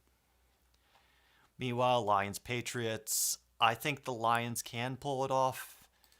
It's just the defense is going to have to step up a great deal. Chargers Browns. Oh, I don't even know where to go with this one. You know what? Because I don't want my skin ripped open, I'm going to say Chargers. Texans Jaguars. Poor Texans. I am shocked by the Jaguars doing so well. I would say, yeah, go Jacksonville. I really want the Falcons to beat the Buccaneers. I don't think they will. Steelers Bills is actually a game that I'm really interested in. You know, Kenny Pickett going to be doing his first NFL start, and we'll see how he does in a full game situation. Dolphins Jets. The Dolphins are a mess, and the Jets beat the Browns. Who the hell knows? JETS, why the hell not? Bears Vikings, that was the other game I think I had the option of watching. I was like, no, I don't think so. I'm sure it'll be plenty ridiculous, and I'm positive that Adam over on his channel, Minnesota Vikings Man 28, will have many thoughts about it. Meanwhile, Titans Commanders, the Titans better win. And Seahawks Saints. Ooh. I am not sure who I have in my fantasy, because I know that I have both. For fantasy, I have both Geno Smith and Andy Dalton. I kind of stole him on the waiver while that was going on earlier this week.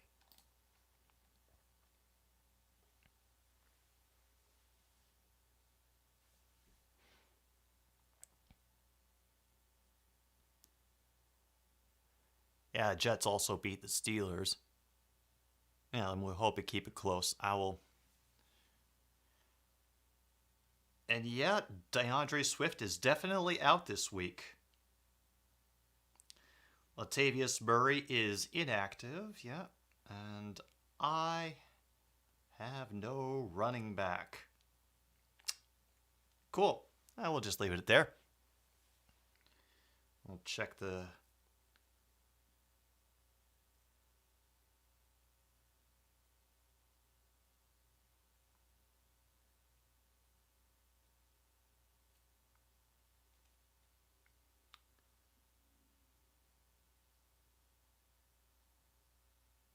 All right, and I've just got Geezer's picks.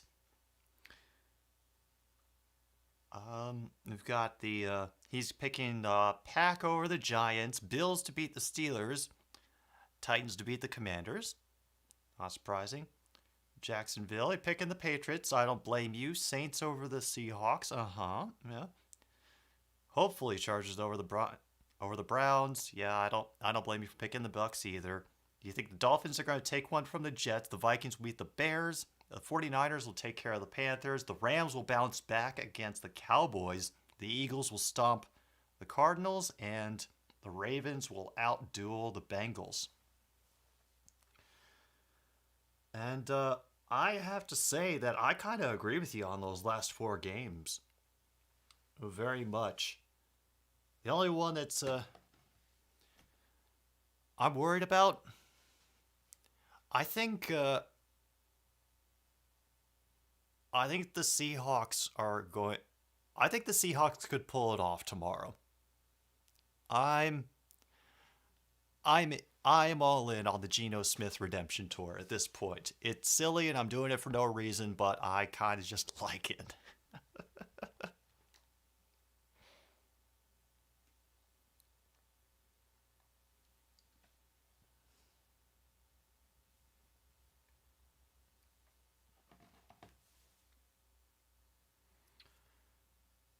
No, I don't need a prize from CVS. I haven't even shopped at CVS in over a year. Why are you... No.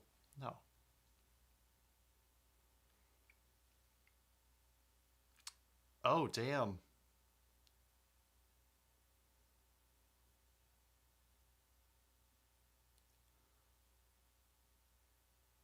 Oh, geez. This is a whole YouTube thing. Yeah, surprise is a 3-foot long receipt. There are no ads. Couldn't even monetize the interview. Oh, shoot. So this is a YouTube-wide thing that the monetization is just broken. Wow.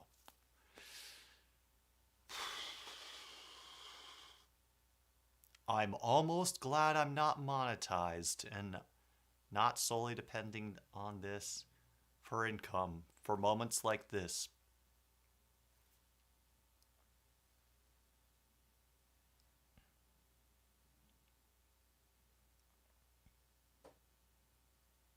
Oh, now we got an update on Jalen Daniels.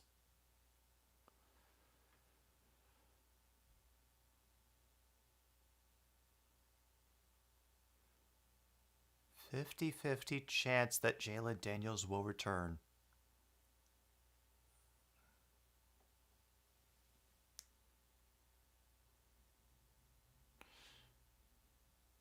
All right. Geezer picks the Saints because the Saints have a decent defense. Yep. Matthew Judon sacks Jared Goff 8 times. Hold on to that take. We'll see if it happens, Logan. I'm not saying that as like I don't think it will happen, but it honestly would be pretty cool if it did come to pass. TCU is going to kick off in the second half. They'll throw it out the back of the end zone for a touchback.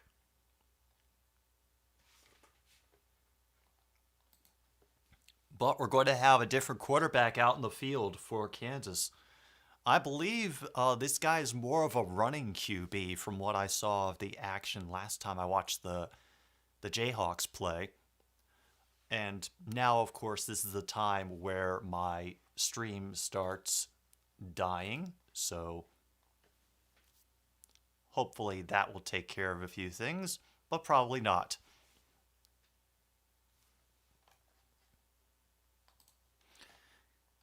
Kansas starts on their own 25. They will start with a run to the near side. It will be a gain of about 5. Is Jason Bean, who is the QB for Kansas right now.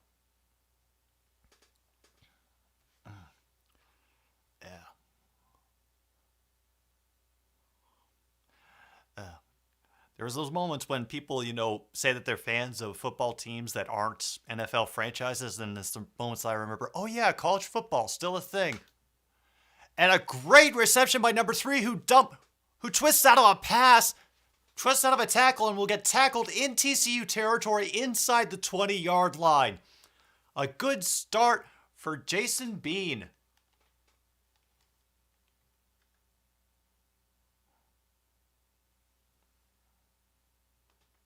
Mm-hmm.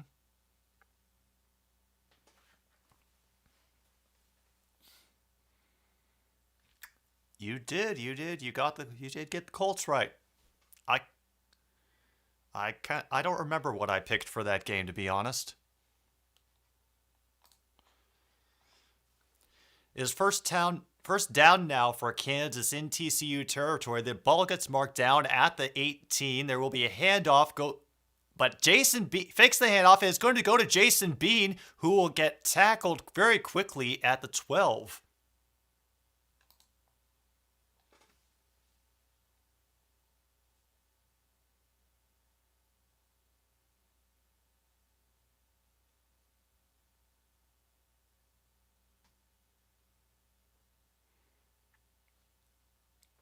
And the announcers are already yelling at Bean to not run like that. Don't be a hero. Protect yourself. Well, they've already seen a major injury take out a QB. I guess they don't want another Kendall Hinton situation. They fake the handoff to number 28, but it's a wide open pass to number 89. Touchdown. Mason Fairchild. Jayhawks are a kick away from tying the game.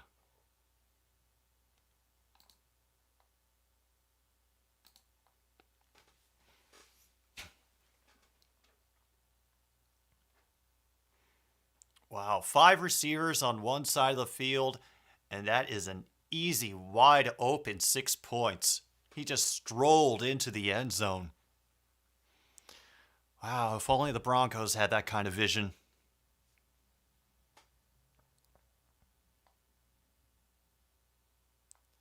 And that extra point is true and through.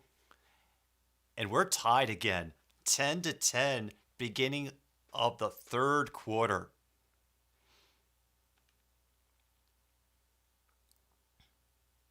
And this could definitely be an advantage for Kansas right now, because I'm sure that TCU spent a lot of time studying Jalen Daniels so they can know how to effectively defend against him. And even though Bean has played this season, he has not gotten the majority of snaps and hasn't thrown a lot. So the odds are not good.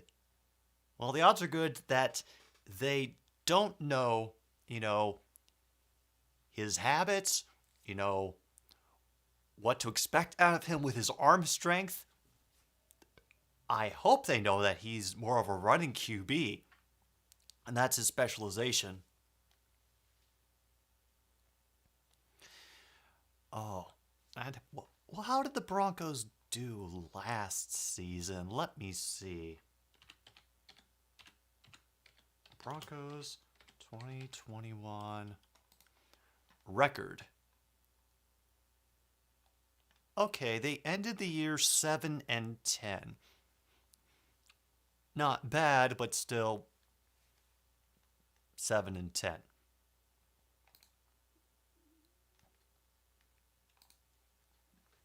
I don't think they'll be that bad.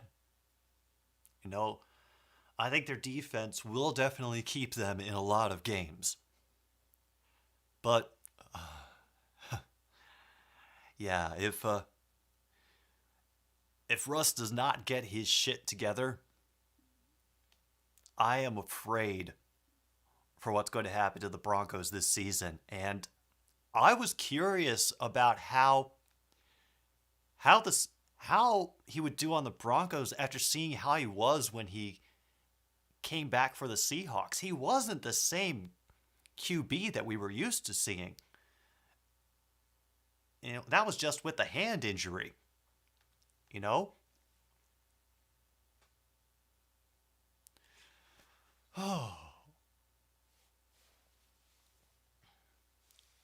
I think this is going to be a long season for Broncos country. And if there are any Broncos fans out there, yeah, you are more than welcome to jump on the Lions bandwagon. We got a few more seats in the Pinto. Yeah, that's exactly what I'm saying, Geezer. That I was worried, but just based on how he was playing after he returned from the injury.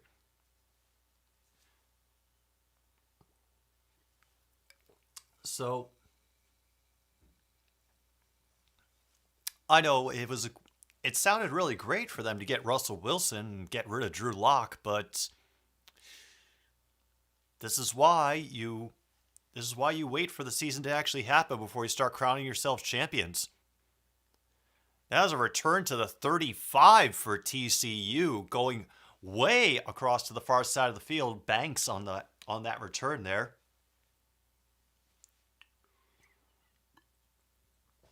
Yeah. Yeah, Kung Fu. Jason Bean is in the game now for Kansas and just had an easy throw to the tight end. Just walked into the end zone. What? What? There's no question that London could not support not just one franchise. I think no. Roger, puppy, no. And it's just a bad throw from from Dugan on that one, incomplete, down to 12:49. But what the fuck, Roger Goodell? Okay.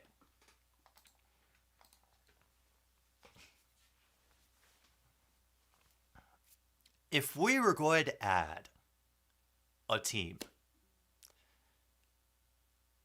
if we were going to go international,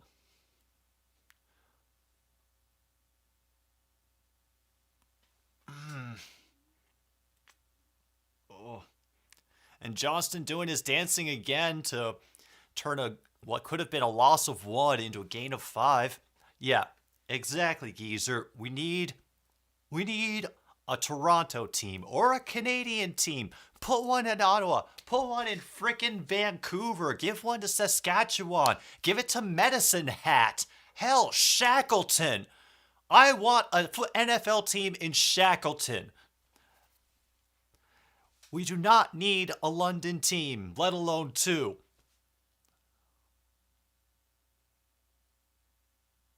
Duggan's ball was tipped at the line. That'll be incomplete. Damn. And now Kansas seems to have awakened.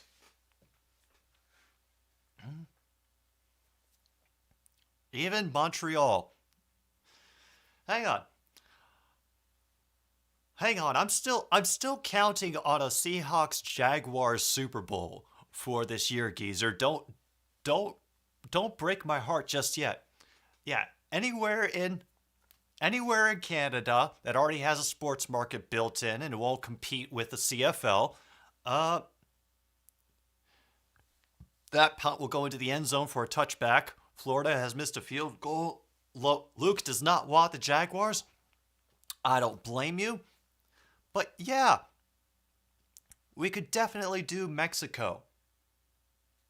I have to imagine that there is some, at least some desire for an NFL franchise in Mexico.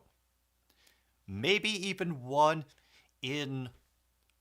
Okay, that's what it has to be. You have to find a team in a city in Canada that lost their CFL franchise and has the base, has the facilities, has the enthusiasm to support a football team. Yeah, all the Spanish speakers in the Grassy raids, yeah. But I'm just thinking back to when Baltimore was still desperate for a team before the Ravens were a thing. We had a CFL team. We brought a CFL team to Baltimore. That was the Baltimore Stallions. They got a cease and desist from the Colts when they tried to name them the CFL Colts. But 1 year of football in Baltimore, they won a freaking Grey Cup, and that got the NFL's attention again. They ended up moving, I think, back to Canada and became like the Alouettes Reborn or something. But I believe that if the CFL could bring an NFL franchise back to Baltimore, I think the NFL could do the same for a Canadian city.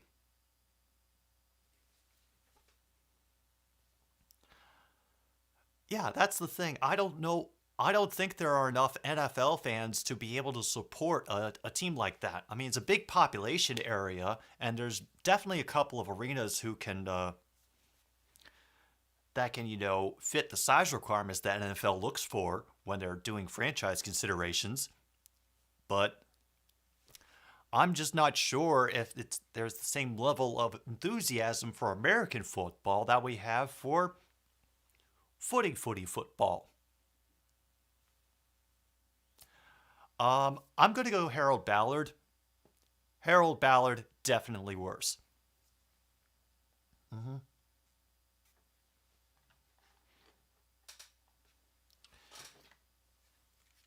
Yes, I know I'm experiencing stream interruptions. Thank you, Roku.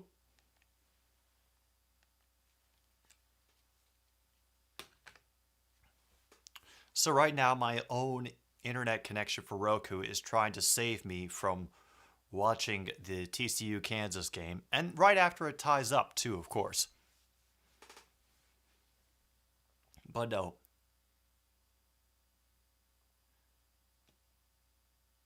The NFL does not need a London franchise. They don't need 2.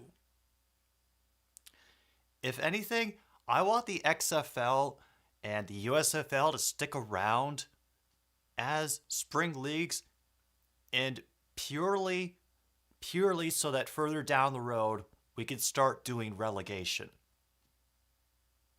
I really think that the NFL could stand to do relegation with the spring leagues.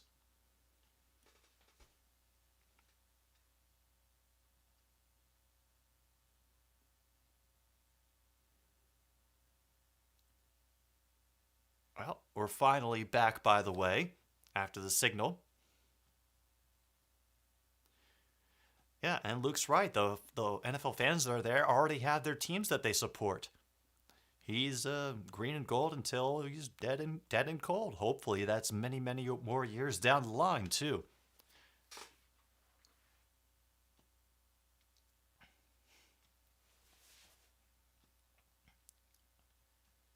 Yeah, owners may have ego, but if I think that's got to be an effort by the fans as well, that they I think fans need to start using their power a little bit more as far as how much money they throw into the coffers of their teams. But then again, I'm also a filthy, dirty socialist, so I would think that. Kansas went 3 and out, by the way. I didn't see any of it because of connection troubles, and now they're punting away to TCU. Oh, you're going to the Blues preseason game tomorrow. Have fun, John. Hope they play Gloria. Oh, that's right, because the wild card series are all best of 3. So, of course, it's going to be finished up quickly. All right. I'm caught up now. I know what's happening.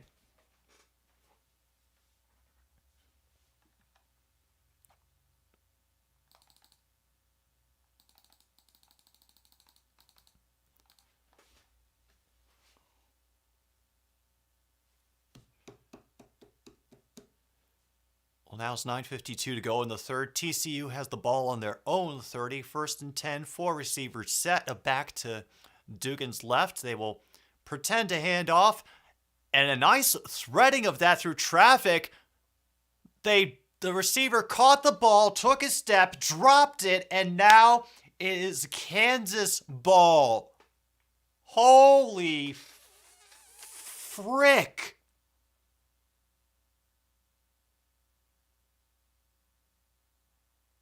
Oh, man.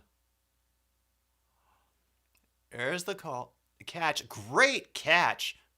And then Logan Jr. just strips the ball from the receiver's hands after he goes about 2 steps.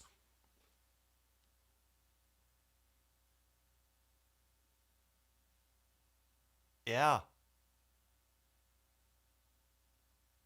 Oh, man.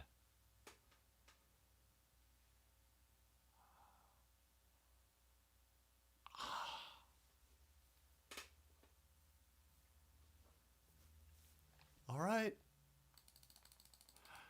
Well, we've only got 10 seconds off the clock. That's TCU's 3rd turnover this season. Kansas has the ball. 1st and 10. And around the 40. We're waiting for an official confirmation of the catch and fumble right now from the instant replays. But damn.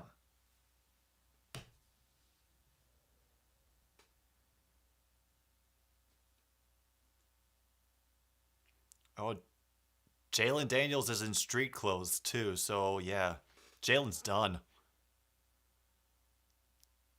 And it's going to be a run by number 4, who will pick up about 7 or 8 before he gets tripped up. Once again, Neal doing work for the Jayhawks.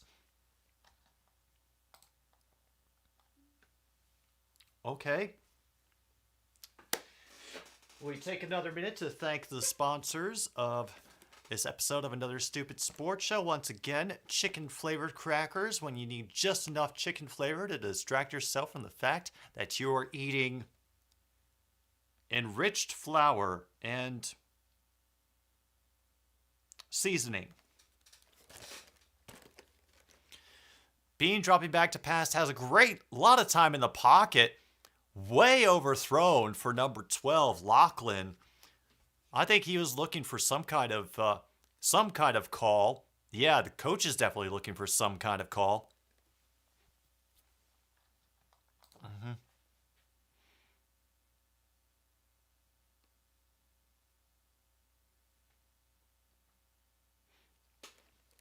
Mm-hmm. And let's go Gators. We also have the cat here. Hey, Cheese, this is, and I am serious when I say this, first down kneel for the Jayhawks, by the way, about a 4 or 5 yard run. I will take chicken flavor crackers over chicken and a biscuit any day of the week.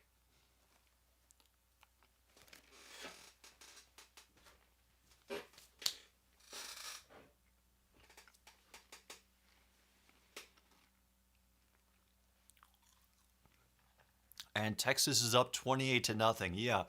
As far as, uncertainty about who's going to win, I think we might have picked the better game.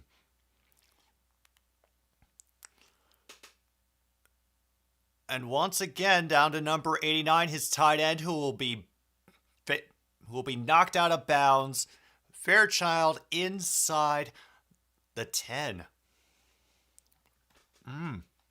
A little international flavor, Logan. And of course, we have to thank Sioux City Sarsaparilla.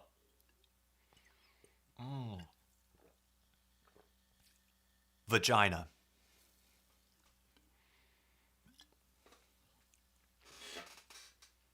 So it will be marked as first and goal because he will be officially spotted at the 8.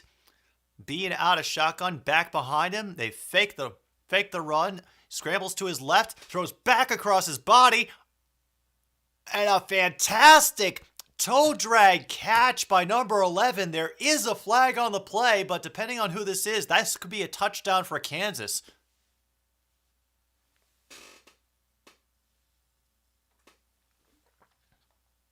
Holding on the defense, the penalty is declined. Touchdown. It is caffeine free. Yeah. That was a fantastic catch by Grimm. Like, great awareness of where the out of bounds marker was and just that beautiful twist and getting both toes in. Like, that, if anything, got some attention from people. We're trying to sort of see, could you have multiple locations in Europe? You could have an NFL franchise because it would be easier as a division. There's an injured player. Hodges Tomlinson is now hobbling off the field for TCU. And Roger Goodell wants a European division?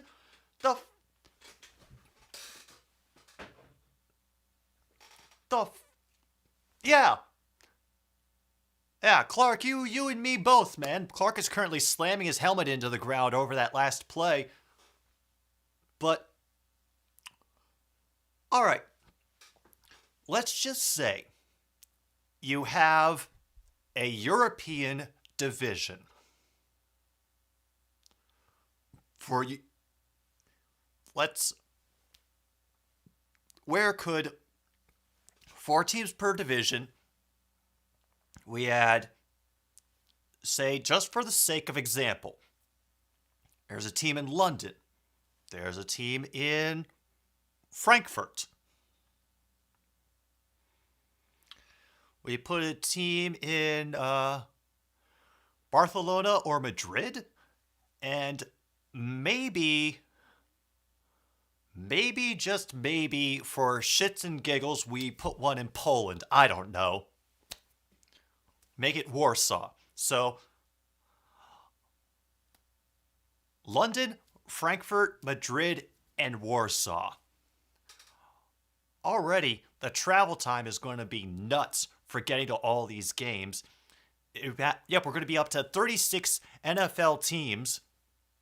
Extended playoffs. Ugh. That's just more opportunities for injuries. And a season that will drag on even longer than it has before. I'm already not happy about the fact that we have this 17 game season. I'm really sad that now they have to players not only have to put up with extra game in the season, but also have to deal with the Thursday night football monster where they're playing on short weeks and are more susceptible to injuries because of that. And now they wanna fuck with things in such a way that we add another division. Which conference do they go to? Do we get another four-team division like in Canada and Mexico to even things out? Are they the AFC? Are they the NFC? I don't think that he's thinking this shit through at all. The Frankfurters, the London Storm, the Warsaw Warriors, the Barcelona Bulls. Oh, welcome, True North. You have just come into... I don't even know, but Kansas just got a touchdown. They currently lead TCU 17-10 in the third quarter. Yeah, we already had NFL Europe. And there was not enough support, no matter how much money we pumped into it, to keep it going.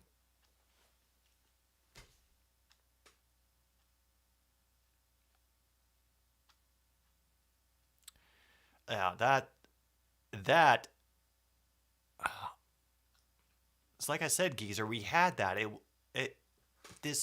That wouldn't make any sense if they didn't actually play the NFL teams but were still in the NFL. One of the big things that the NFL does every year is making sure that there's some, between conference matchups that go. Oh, I'll think about it more. But TCU will pick up that squib kick and will have decent field position, I'd say close to the 40-yard line there.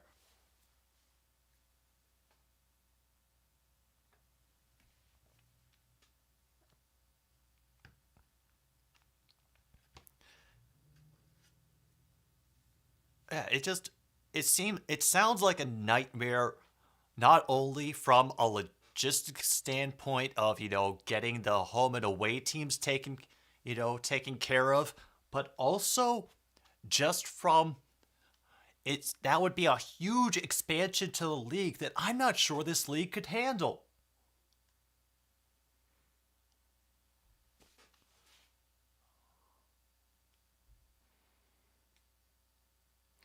Miller were to gain about 2 on that run into the right side of the line. Brought down rather quickly by the Kansas defense.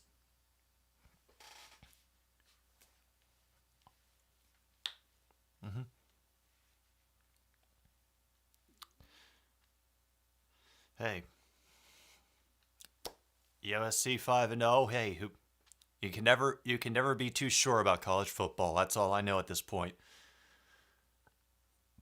Dugan has a low throw to Johnston, incomplete. Clock will stop at 6:57, I believe. And True North apparently is threatening a curse on the Giants if they win tomorrow.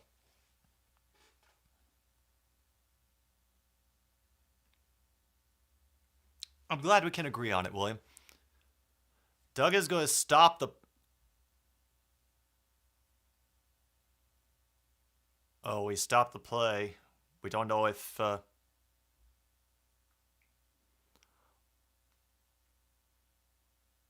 They stopped the play for an offsides?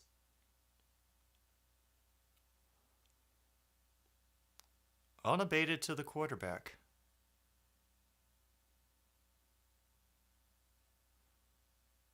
Wow. Scrap Thursday night football, return the playoffs to 12 teams, remove the 17th game, or add a second bye week. My thought that I have had is that we should attach the bye weeks to being in the Thursday night games. We should figure out a way to schedule that. And a great job by Williams to get enough yardage running across the field for the first down. Yeah, we definitely need to attach the bye weeks to the Thursday night games to give them more time to prepare or more time to rest. I would favor more time to rest myself.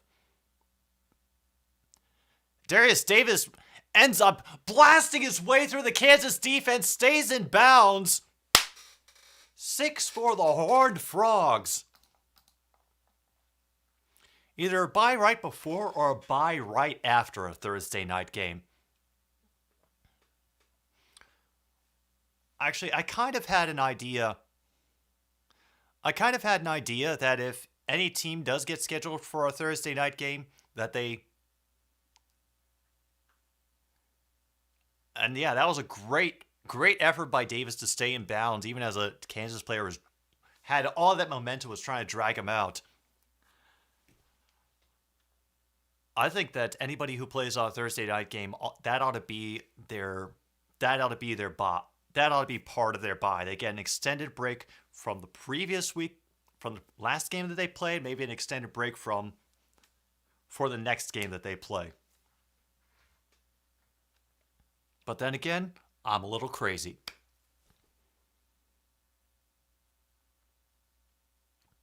Also, wouldn't limit the number of Thursday night games.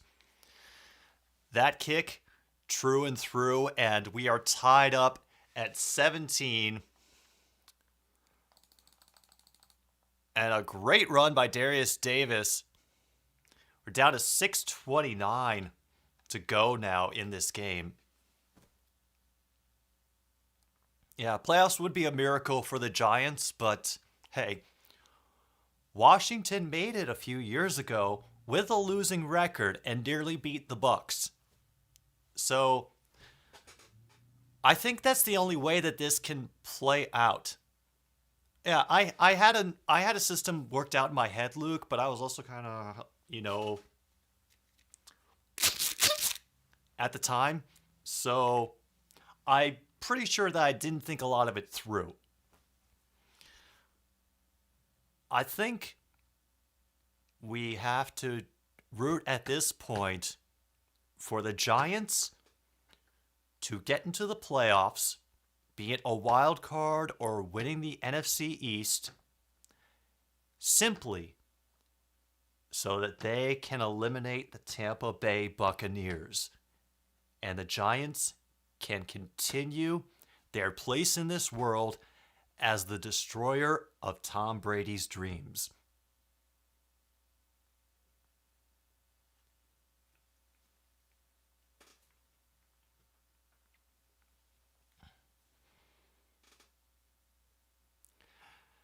I thought you'd like that idea, William. I mean, I already saw a joke video earlier about how at the beginning of the season that there weren't any rookie starting quarterbacks for any of the teams. This was, of course, before the season happened and everything. But they did note that the last time it happened, it was the last year that Daniel Jones took... No, it was last year that Eli Manning... Last time the year that happened, Eli Manning took the Giants to the Super Bowl. So...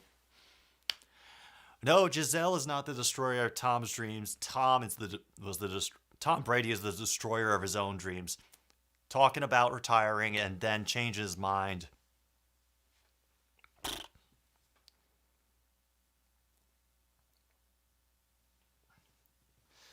Him going back just to prove Adam Schefter wrong. Or we could just say Adam Schefter destroys everything he touches, and I think everybody could agree on that.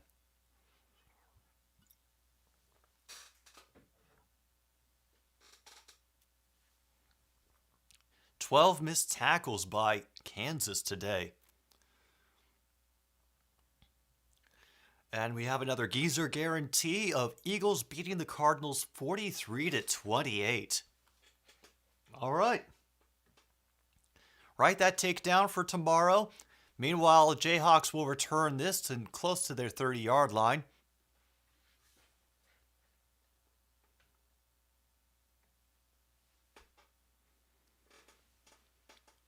Now they're hyping up Jason Bean for all the good work that he's done so far. The 17 unanswered points, yeah.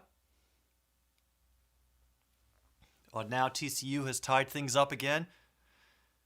Logan says the Packers beat the Giants 35-13. I'm depending on you all to remember your own takes for tomorrow.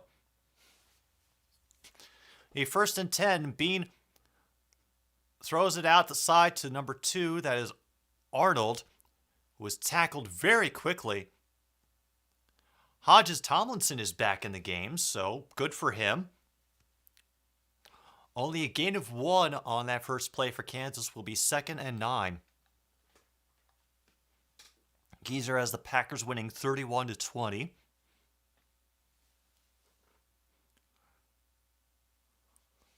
Yeah, of course you'd be happy with either of those scores, Luke. Because you're a silly person. Oh my god, Bean has to go pick up the ball because Bean missed it with the throw, and they'll be down back at their own 40. Ugh. Luke thinks 25-17. Geezer adds that Aaron Jones will have 3 rushing touchdowns.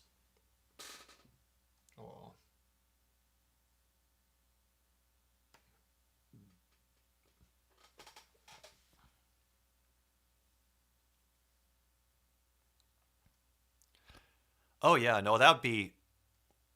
I mean, it'll be good for that if the Packers can get a win while Luke is there. That will be. I'll be happy for you for that. Oh my God! Bean just threw it right to a TCU defender. Interception. It wasn't like there was a receiver in the area for Kansas, but it was just right into his hands.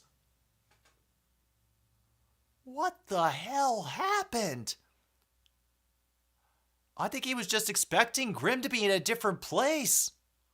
Because that sailed over Grimm's head, over the ref's head. And an easy catch. Oh, man. Okay, let's,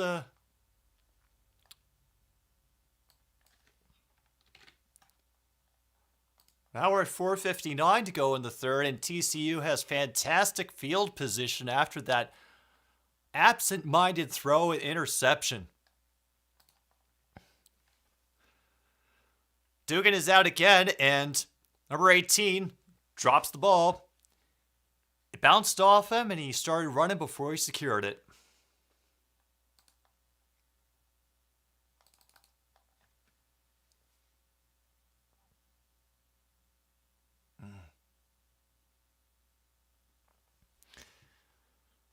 Oh, I think, honestly, I think Saquon has a decent chance of a 100-yard game. I will take the over. And that's Miller once again, who we brought down very close to the first down marker. We'll see where the placement is from the Zebras. Bless their ever-benevolent wisdom. Now we can keep the tempo going. They give them the first down, and they're immediately starting up again. It's another run from Miller. Up the middle will gain 7 on that play. Had to leap over the pile that became the offensive line.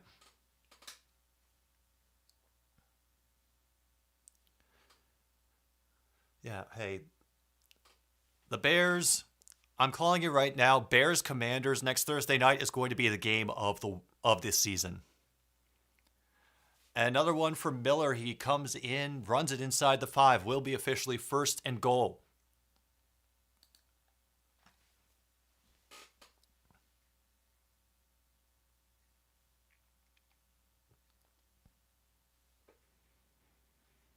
Uh-oh.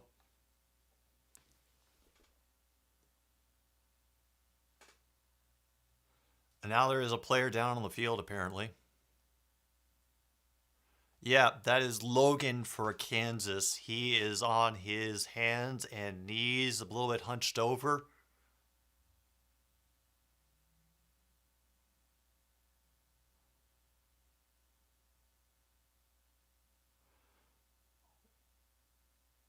Oh. And he gets up and is walking with his own power. And Gators got an interception. Down to 4:16 to go now in the third quarter. I need to get a better scoreboard. It will happen someday. That day is not today, but it will happen, I promise.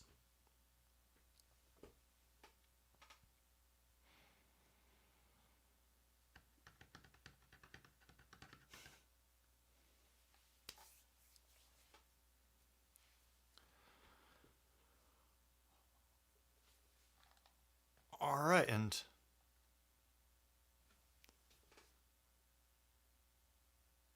TCU getting fired up now. First and goal at the 3. Dugan has to run up the middle and will, after a stumble, get in for a touchdown.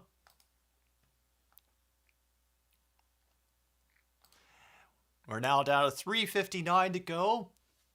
And TCU jumps back out into the lead. Damn. And it was a very patient, very patient QB draw on that play. Good job by Dugan of waiting it out.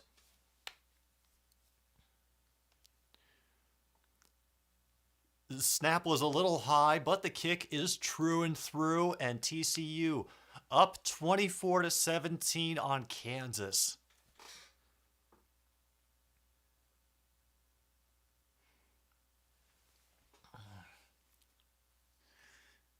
If I remember hearing it in either the halftime or the pre-show correctly, the last time Kansas went 5-0, started 5-0 that is, they lost their next 7 games.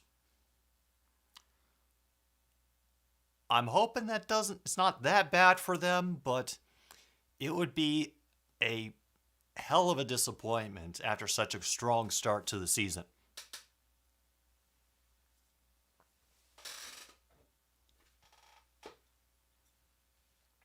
Hey, how are the Gators doing right now? I mean, record-wise, geezer. Kung Fu says, that sounds very on brand for KU. I will take your word for it.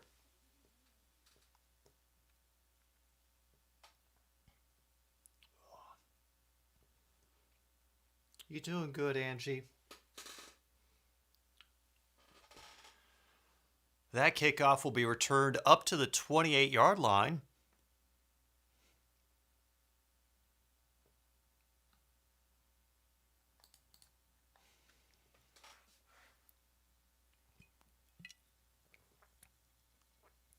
Three and 2. All right. Could be worse. Could be much worse. I forget. Are they in the ACC or one of the SECs? Or where is Florida as far as conference goes? They hand off to Neal. That will gain about 3 on the near side. Second down.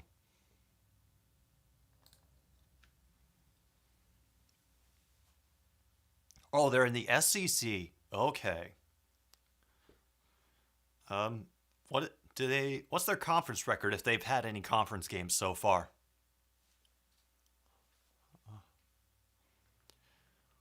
Meanwhile, 2 receivers way spread out to the far side of the field.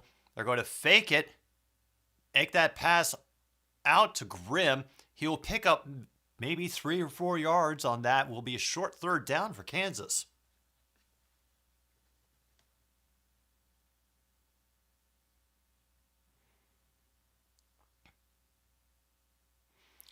And a good wrap up and bring down by Kamara, different Kamara. And there goes Grimm off the field, stabilizing his arm. Oh, crap.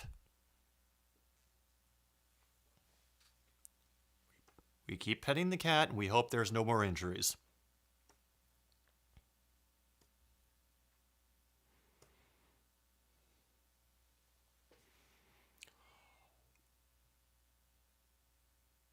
Arnold with a great catch. I think he got into TCU territory on that too. Look at this, just one-handed reels it in and still has the presence of mind to figure out where everybody is on the field and add a couple extra yards. Shoot.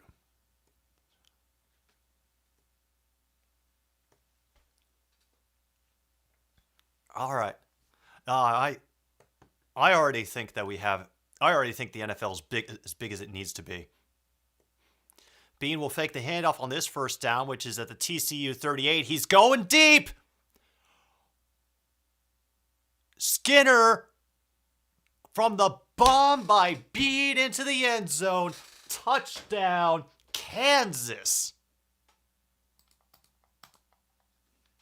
Yes, put in Brett Rippon, you cowards. Exactly. There is a flag now. We wait for the bullshit to commence.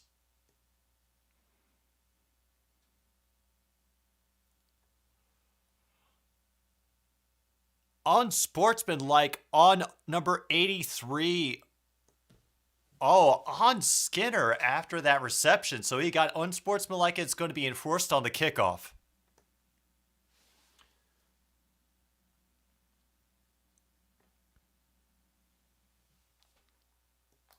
And now the previous play is under review. I did see the TCU defenders that were in the area doing this. They wanted to say, no, it was incomplete. He didn't have control.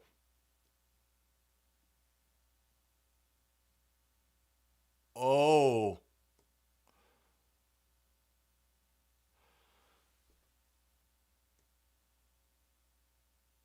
What happened here? I don't know. It is tough to tell whether the point of the ball hit the turf there, because you can see a little bit of movement there at the end, but he doesn't really let go of it. I don't know. I really don't know. Anybody who is watching the game right now, like, I see a hand underneath that, and, you know, it's not fully pinned by his palm, but he's got the side of his hand wrapped up underneath it.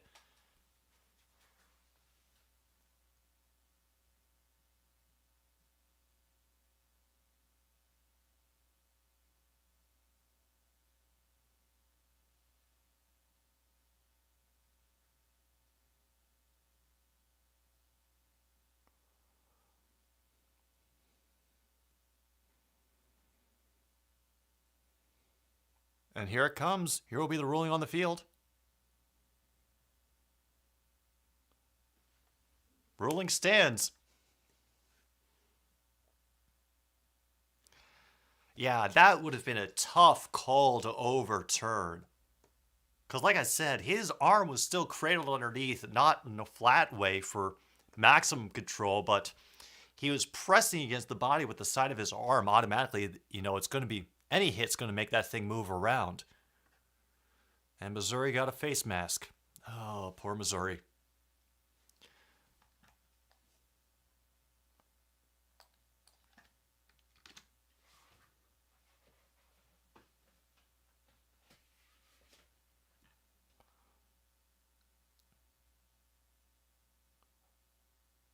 Oh, that was very close. I'm sorry, TCU head coach. Even with all the replays that I was privy to on that, that was definitely close. And now we get the extra point attempt.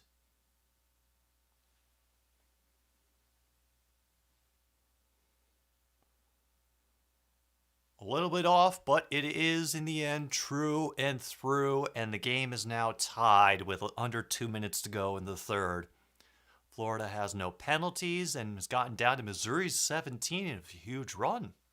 Dang. Logan. Jeff Driscoll. That sounds like a real name, but who or what is Jeff Driscoll?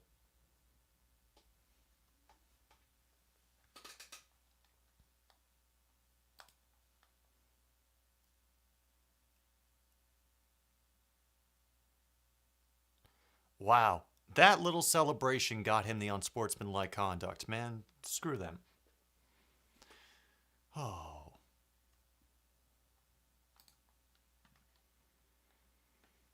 Oh, journeyman QB. I see.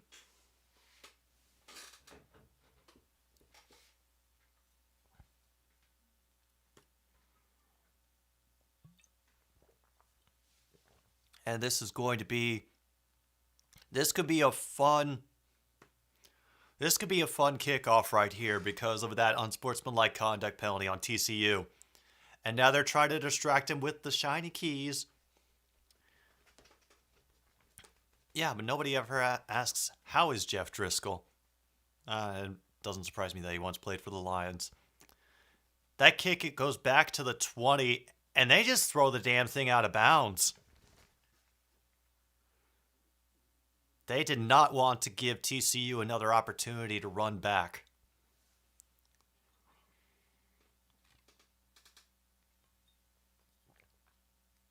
Oh yeah, a lot of the traditional college basketball powerhouses are doing well in the opening of this season. So, Cincy, Denver, and Houston too.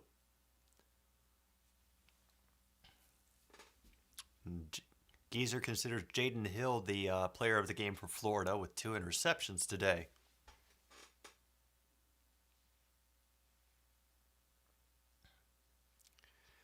After a very slow and grinding first half, the Jets are on for both teams, it appears.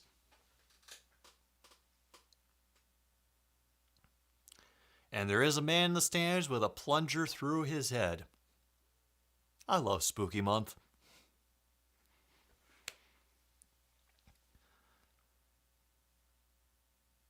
TCU only has to go 50 yards this time, and that's another pass to Johnson. He spins out of one tackle, but get wrapped up for a total gain of about 14. It is not 5. It wasn't a plunger on top. It was like an actual through the other side of the head. Have another run for Miller. Stays on his feet and is able to gain about 6, maybe 7 if the Zebras are kind. And it was much too hairy to be 5.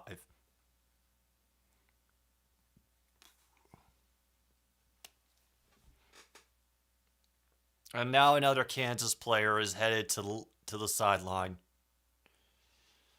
Ooh. Whole lot of shoulder injuries going on, I think.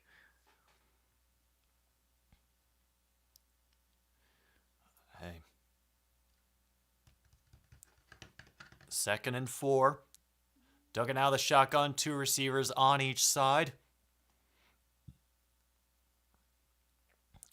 Just out of the grasp of Davis. Off his hands and then brushed away. Be 3rd and 4 now. We're getting down to 1:05 left in the 3rd quarter. And they're still trying to do that look at the circle game in the stands. Although I don't think it counts if you can't figure out which circle the player was looking at. Florida has a touchdown now. 23-10. It's going to be a pass to the far side. Johnson dances his way away from a tackler and gets enough for the 1st down. That'll be a gain of 5. All right, see you when you get back, Luke. And yeah,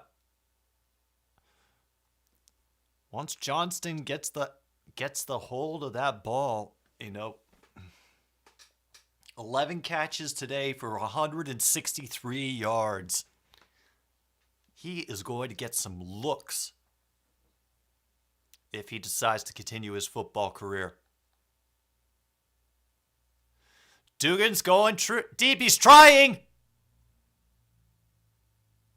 Tay Barber over the pass sailed over 2 defenders, and that is a touchdown for TCU. Holy mother of pearl.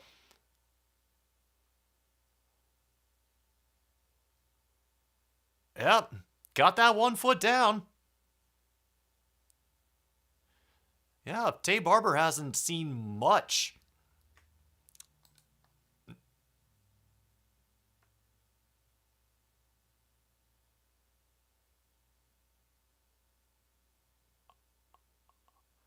Damn, that was a good, not only a good catch, but also a good throw by Dugan.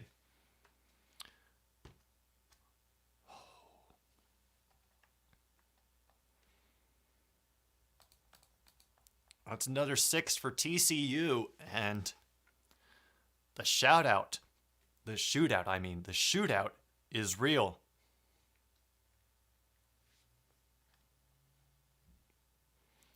Yeah, I remember when this game was 10-3.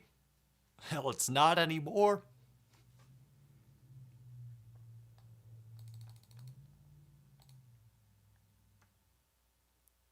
We await that extra point. That one as well is true and through. Another 7-point lead for TCU. We wait to see how long this one is going to last. This lead is going to last as we wait for the last seconds of the third quarter to get played out here. I'm assuming they're going to wait for the next commercial break.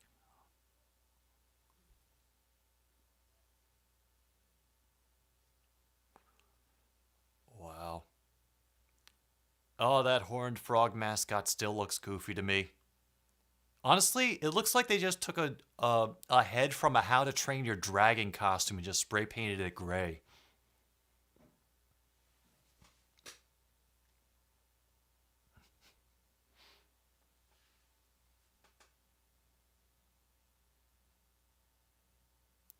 That is TCU's third straight touchdown drive. Tay Barber getting his first action of the day with a 25-yard touchdown catch. And now we wait to see if Kansas can respond. They will get it back at their own 25 after an immediate touchback. And oh yeah, there's the World Cup.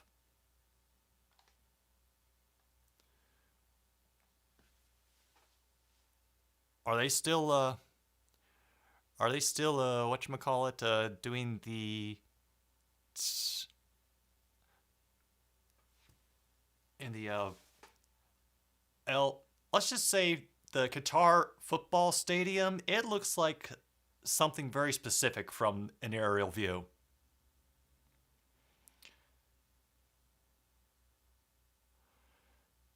That run went absolutely nowhere. You could hear the collisions from the off-field mics. No gain. Will be 2nd and 10. And it looks like that everybody is going to end the third quarter.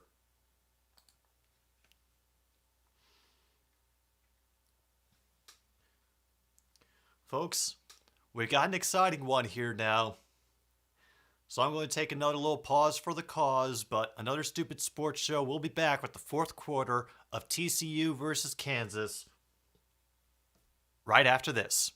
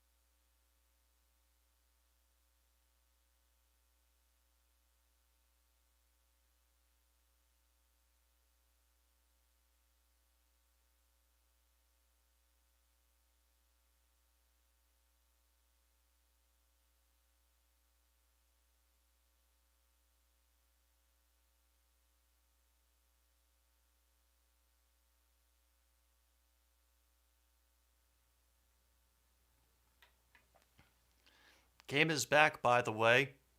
This will be a run by Neal that will get a first down, get them out close to the 44-yard line. Hey, we got to start the fourth quarter on a good note. And what better note than with the anger-filled glare of Angie.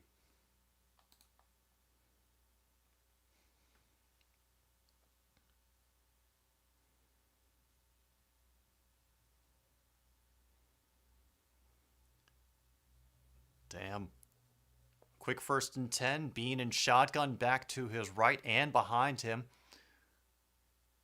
Sweep going behind. They fooled the cameraman. That's Neal going up the middle and crossing into TCU territory.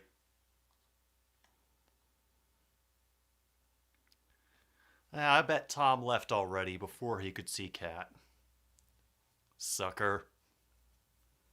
You just bumped up my numbers and you didn't even get to see the cat. Haha. At least for Kansas now, they're currently out rushing TCU by about 20 yards total over the day. They have just crossed the 50-yard line. Bean is looking. He's waiting. Nope. It was an incredible catch by number 2, Arnold, but they're saying he was out of bounds. Incomplete.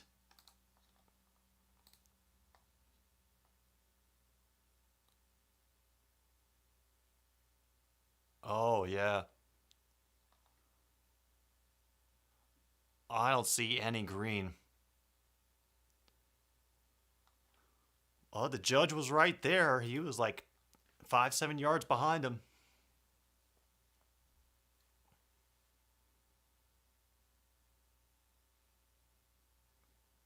But now they're going to stop, of course, and take a look. And honestly, from the camera angles that we got just now, the 3 different camera angle replays that we had, I don't see anything that can overturn that incomplete pass. As athletic and good a catch as it was from Arnold, you know, his momentum just carried his feet a little too far.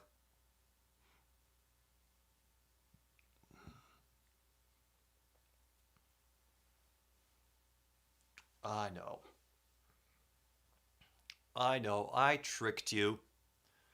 I tricked you into coming back in here with the promise of something that could have been food, but instead was just being held up in front of the lights and embarrassed in front of the entire world. I know.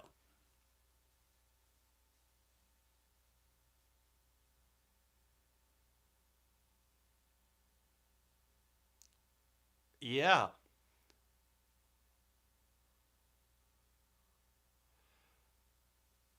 Oh yeah, no, that is close, close, close. But yeah, his side of the foot hit the out of bounds. Looks from there.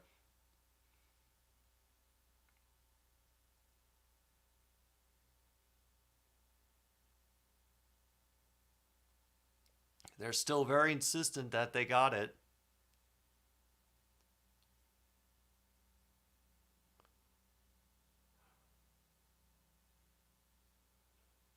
We're still waiting. Luke, we're waiting on a review of a catch. Arnold for Kansas made an impressive grab near, I want to say, the 15-yard line. Rolling on the field stands, incomplete pass. He made a great catch, but his foot came down just out of bounds. So, hello, Ron. Glad to see you can make it for what is shaping up to now be a really exciting game in the fourth quarter. Yep, 13:45 to go in this game. And TCU is up on Kansas by a touchdown, but both of the offenses for these teams woke up in the second half. We went into halftime with the score 10-3. Bean, meanwhile, will get tripped up. Looked like he had some daylight, but got an ankle tackle right down from behind. He'll maybe get 7 on that run.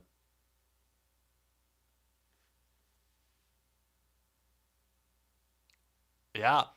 Just one of the linemen slaps a foot into the other and is able to keep that from being a major break. It's only a run for 2. It'll be 3rd down and short for the Jayhawks.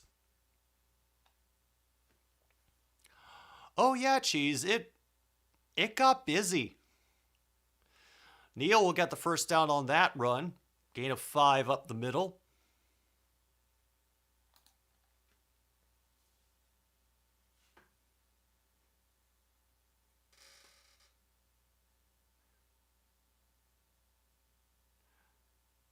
Oh man. We're going to have one of those endings to a game, aren't we? Clicking it down on the time, under 13 minutes to go. My timer will catch up, I promise. All the receivers on the left side, but now Bean goes to the left as well and will get the first down before being knocked out of bounds.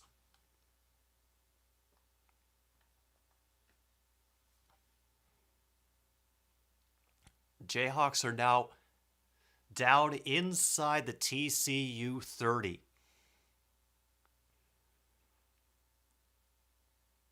And that is a first down for the Jayhawks. I think I want to say Doug Peterson is a good coach, but he has to get help from ownership. If they're not going to give him the tools, as overthrown for Grimm, they were trying to find him in the end zone again.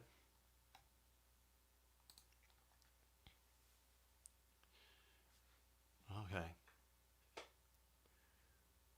Which sports app are you talking about?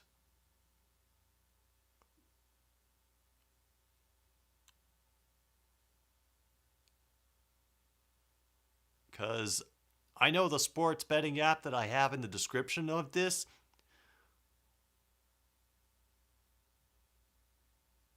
If there was one.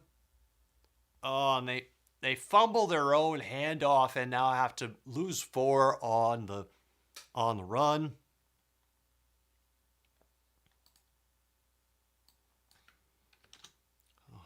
We're now about 11-4. Now under 12 minutes to go. Oh. Yeah, I figured as much.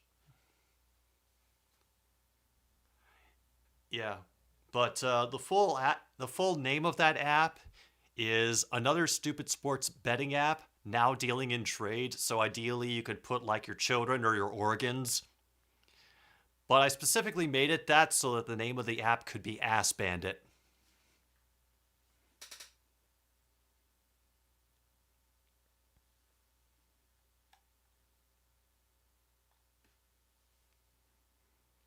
Now it's 4th and 2.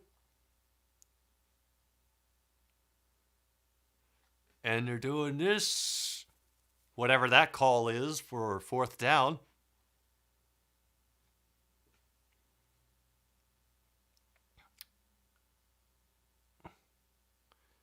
Oh yeah, no, Angie comfy right now. Got Skinner. Will get the first down, having to run all the way across the field to get the proper angle on the defenders, but he got it. Now I know, merchandising where the real money is made. Isn't that right, Angie?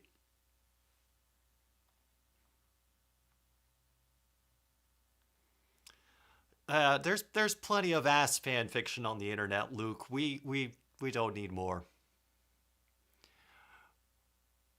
1st and 10 now. We're getting close to 10 minutes to go. Kansas is on the TCU 15. There hasn't been a major defensive stop since that fumble recovery that TCU had in the first quarter. I'm not sure I have the right demographic for sounding rods, Luke. Texas is up 49-0. Yeah, we picked the proper competitive game here. Oh, somebody already does that one, Luke. We're a little late. 2nd and 9 now for the Jayhawks. Number 47 motion to the far side of the line. Bean does hand off to number 8, who will be brought down with a loss of 3. That was Marcel Brooks on the run attempt for Kansas. It's 3rd and 12, and the clock continues to run.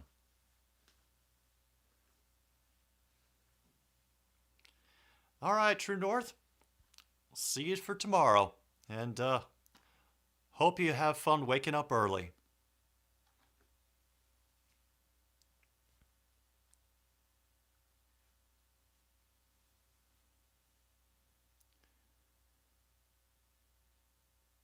They hand it to Bean, but he's going to only get 4 running around the far side of the field.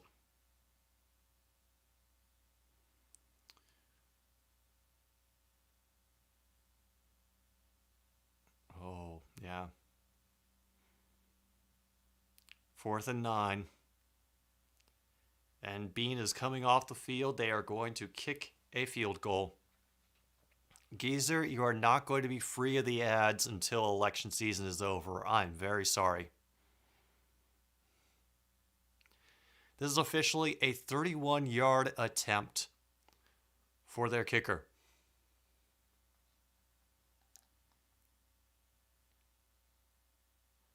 Snap is up. He missed it left.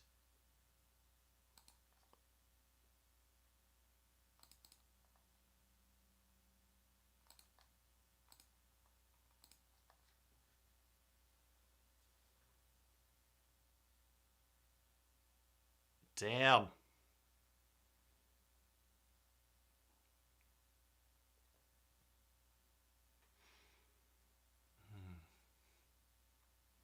It's okay, though. We have Sleeping Cat. For however long my arm can stay in the flex position. So this is essentially my weight training for the day. Oh no. Do I want to know what the NFL put out? I really feel like I don't. I really, truly feel like I don't.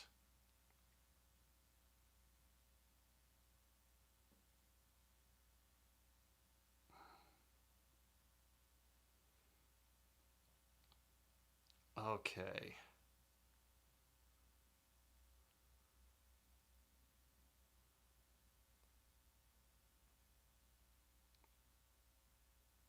Which one are you referring to, Geezer? The NFL stadiums as election sites, or the whole thing about the 1972 Dolphins still being the only undefeated team? Oh.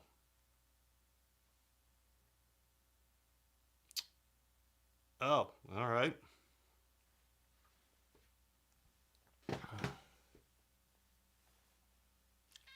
Whatever. I'll be...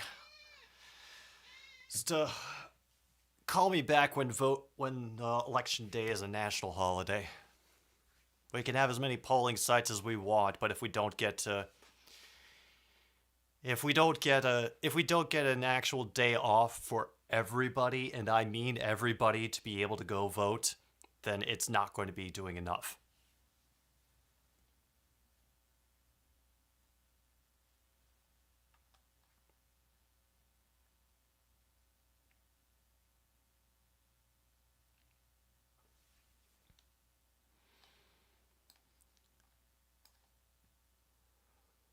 Oh boy. Well, we are back now for TCU taking over at their own 20. Duggan gets to Johnston, but they know now, the Kansas defense knows that they got to wrap him up quick and not give him any room to run. So he will maybe get a yard or 2. Sticks, the game has improved, like it's become more of a shootout. As you can see, I'm taking it easy in the PJ and bathrobe. Yes, I am wearing pants, to answer your thought. And Kansas just missed a field goal, so TCU is taking over inside their own 25. They'll get up to 26 with that run from Miller, a gain of 3. And now we have a Tennessee player cramping in the end zone. That's the Tennessee LSU, correct? Let's check. Michigan's currently leading 17-10. That game is in the 4th quarter.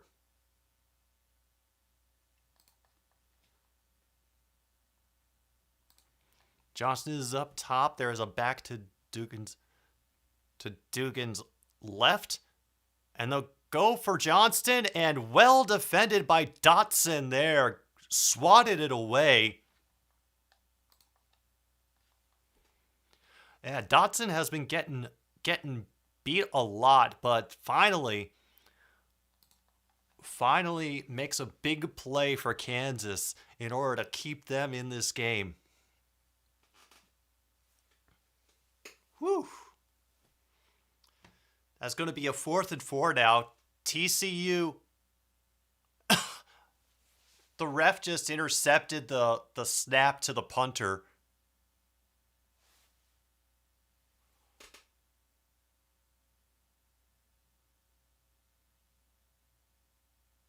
TCU had a late substitution, so we have to replay the down.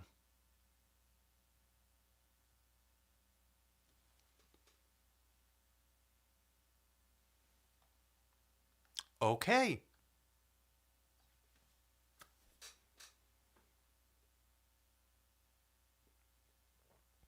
We wait for another attempt on this. No referee interference this time. The punt gets off. It'll be waved for a fair catch at around the 38.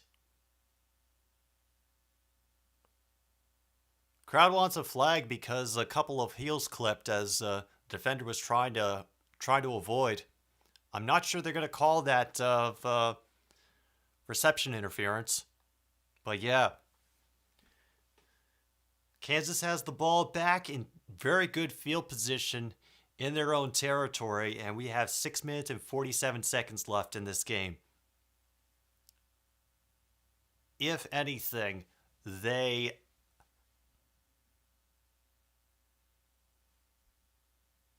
would do well to either go quickly or slower than a turtle covered in molasses.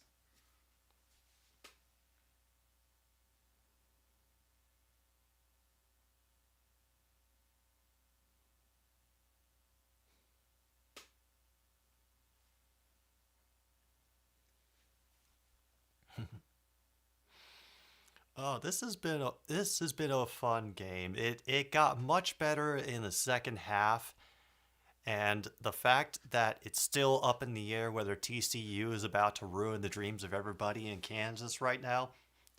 Yeah. This was a good we ended up picking a good one. You know, I was a little sad that that wasn't going to be Texas Oklahoma because that was leading for a while. LSU has now gotten a touchdown and is leading 30, and the score is 37-17 in that one, as the Birds come in and scare off people from the pie eating contest.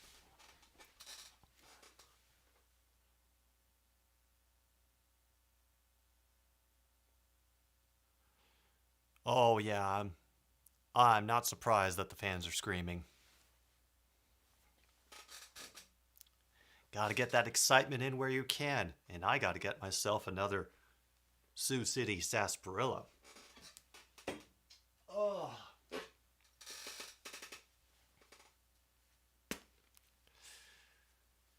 Dang. Alright, might as well take care of the normal business while we have a moment. But once again, for everybody who has come and stopped by today, they didn't get the 2-point conversion because of a sack. That's a shame. Everybody, whether you're talking, lurking, or just watching along to have some extra conversation in your ear, I'm very glad that you are here, however many of you there are, because I'm not looking at the counter. I hope you have an enjoyable day after this game finishes up, and please make sure to bribe Alderman for pie. And now back we go.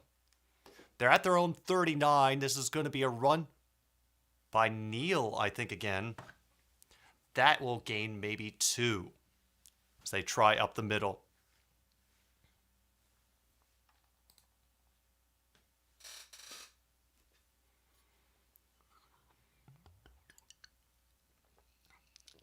Vagina.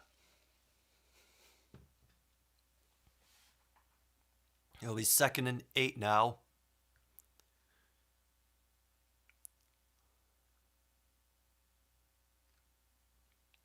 Two receivers out to the right, one back in motion behind the QB, and they were going to fake the handoff to Neal. Bean is still looking, and now will use his legs, get the first down, and fall into TCU territory, but he will be marked as down on the 50. Hey, whenever you can, Cheese, whenever you can. It's been good to have some more people to talk to, always. Sticks, if you're still here, hope the day has been treating you well. Have you had some good football? That's what we are watching. Football. Have you had some good football in your day today? All right, 1st and 10 Kansas City. They are, I believe, still at the 50-yard line.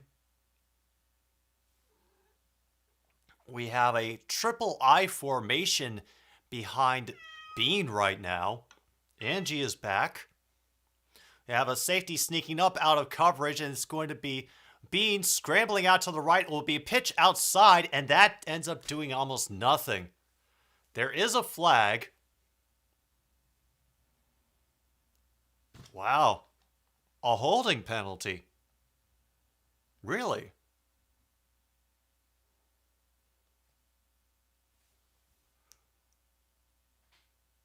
Holding on the offense, number 47. Gadang.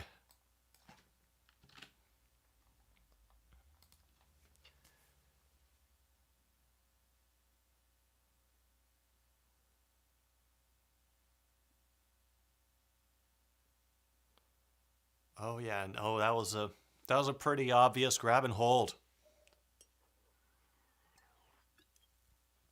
Now they're pushed back to their own 40-yard line, 1st and 20 for the Jayhawks. We know Bean has an arm. He showed it off before. Receiver out of the backfield on this play. It will be thrown up the middle for number 11. The tackler misses the hit stick, and now Grimm will be knocked out of bounds, run out of bounds rather, around the 30-yard line of TCU. That's right, Angie. The exciting shit is happening again. Get back into your perch, or, just go sit on the control key again and screw with the scoreboard. You can do that too.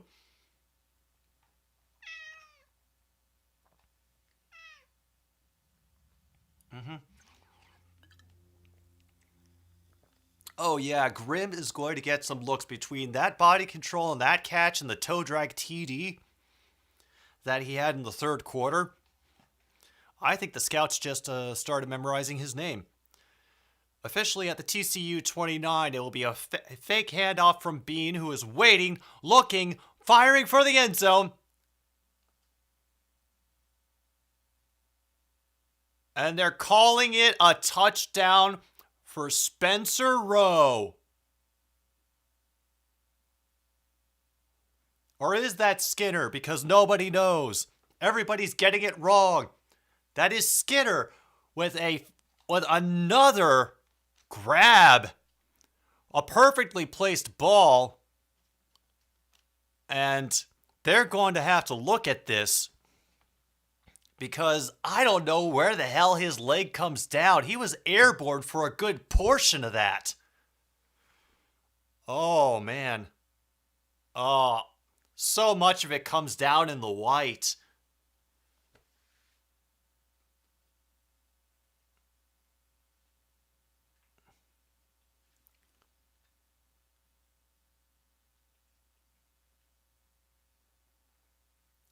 Florida wins 24-17.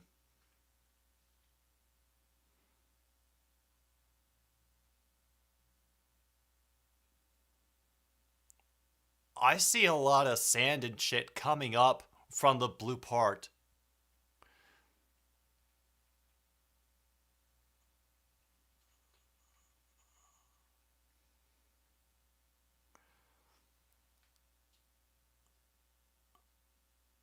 That's the thing. Like when his knee hits the ground, all the dirt and shit that flies up is coming out of the blue part of the ground.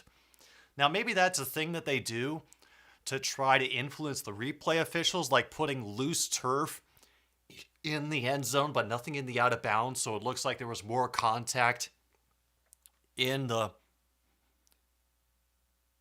in the in the replay, but whew, that's going to be very close, but I could see why they would call that an incomplete pass. And good job, Florida.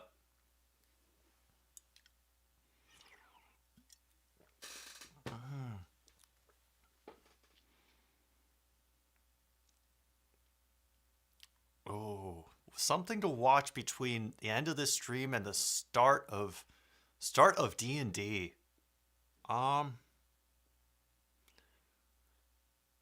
You can always go find the animated version of The Hobbit. And the touchdown stands. Kansas is a point away from tying this up. Wow. And Jay is here, a Kansas State fan, so he hopes badly Kansas loses. It is very possible. Like this second half, Jay, has just been a back and forth between these two offenses.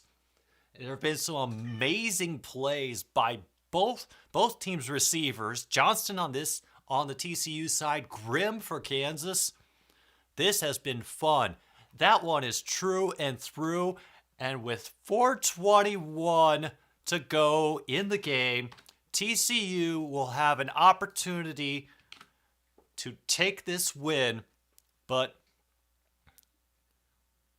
will Kansas make another defensive stand?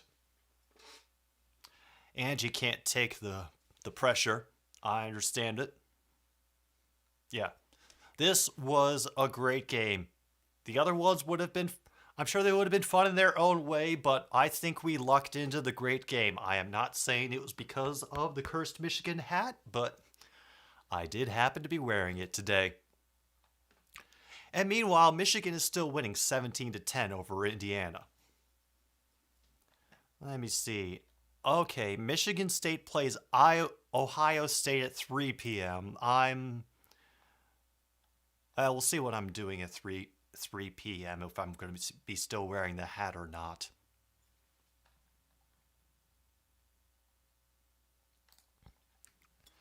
Well, Florida is 4-2.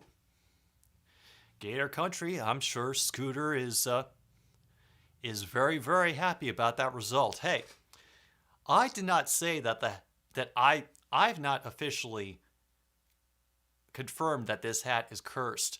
It is the other mods who have decided that this hat was cursed simply because of it being Michigan State colors on a Michigan hat.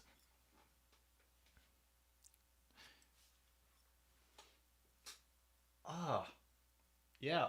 Very nice rebuttal, Angie. Very nice.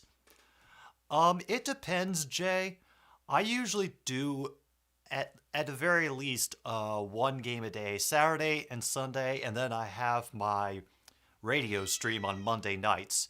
If I do a poll for the college games on my Twitter account, which is listed in the description, I put that out about Tuesday so people have 3 days to vote on what game they want me to do. Previous weekend, because there was a tie in the final results, I just decided to do 2 games because, well, they weren't at the same time, and you know, it seemed like an interesting challenge. But today I decided I was only going to do one, and It just worked out in a way. Sometimes I will do two. If that happens, I will announce it beforehand. But I only really have the patience, and we'll just call it seat endurance, to last through one game comfortably.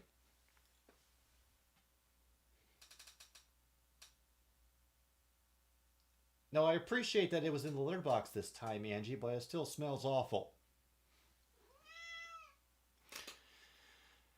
The TCU's kickoff return will get to the 27 before it is ended by the Kansas special teams. And now, folks, big moment. Big moment. Soon, Angie, soon. You know, your adopted brother has just been sleeping through this game. You could be as laid back as him.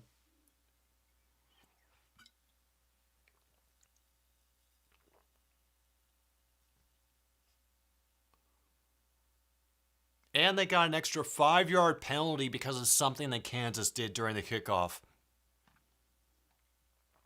Let me see. Get another look at this TCU helmet logo. Sleep doesn't exist. And I can't get a close look because of the high angle of the camera. Dugan rolls out to his right.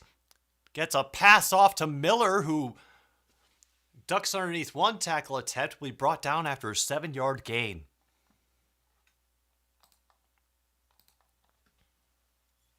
Oh, Ishii, you're coming in just at the end of this game. TCU is trying to drive down the field and end Kansas's great start to the season. Right at their own right past their own 38. Miller is going to have a fantastic run across midfield, still on his feet, brought down the 44. Wow. Honestly, Miller, I think that's what they were trying to do. They want as much running power as they possibly can to try to stretch this out.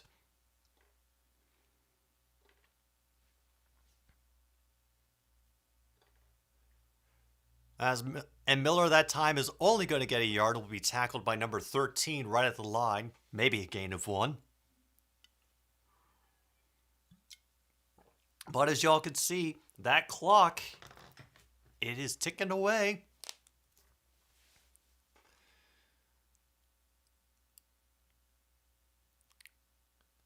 Low snap, Dugan gets it off, and that is Johnston again inside the 30. He's been a great target and great runner all day for TCU. Yeah.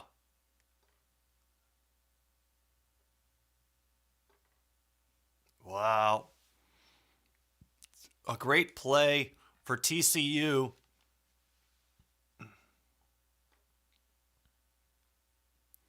And they are lining up rather early in the play clock for, I think, a team that would want to burn time. After that, Miller dances forward for another few yards, is quickly brought down after a gain of 2.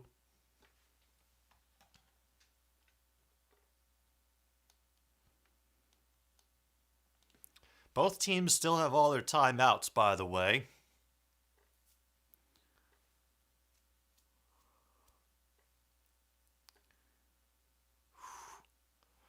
Okay, I just got to look at that, and it's certainly a distinct logo. I mean, it's more creative than just the letters. Maybe it'll grow on me. Dugan's airing it out to the end zone again. Johnston. And it is a touchdown. There is a flag on the play.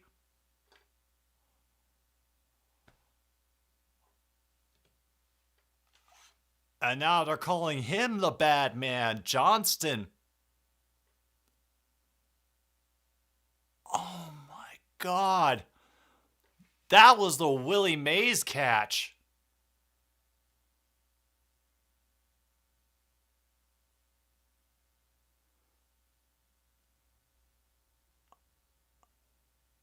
Oh my god. Holy crap.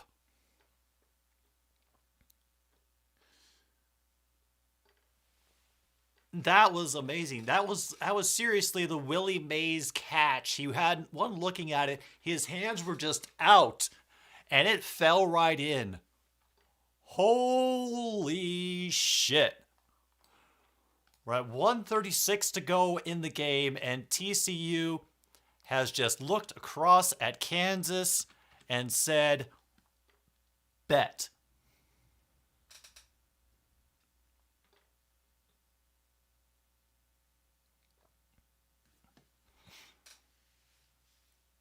Oh, are you ahead of me, Cheese? Does this one get taken away because of his foot placement?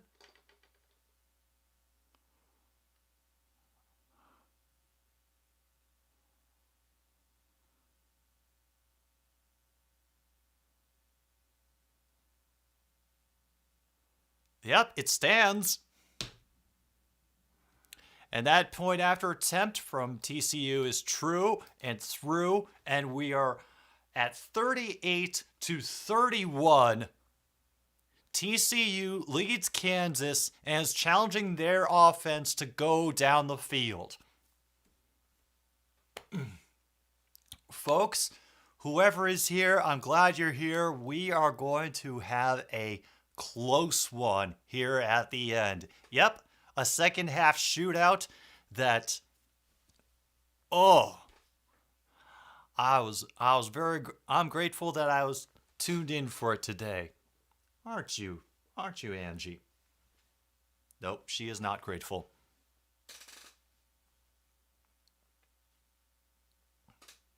Yeah. At the very least, Jay, it will be fun to watch. Absolutely. And even when it was such a slow start in the beginning, just, seeing the defenses for both teams make plays, this was a fun game.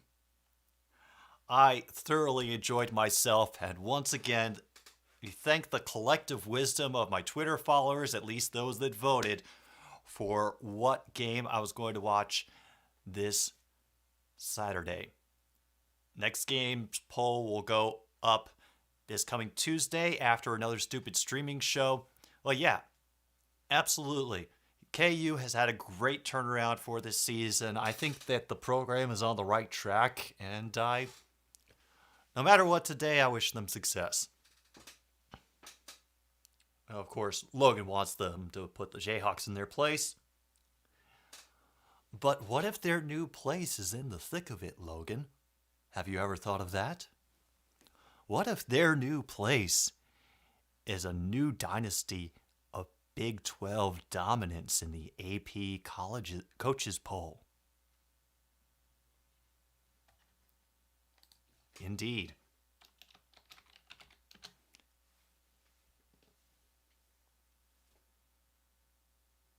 Quack.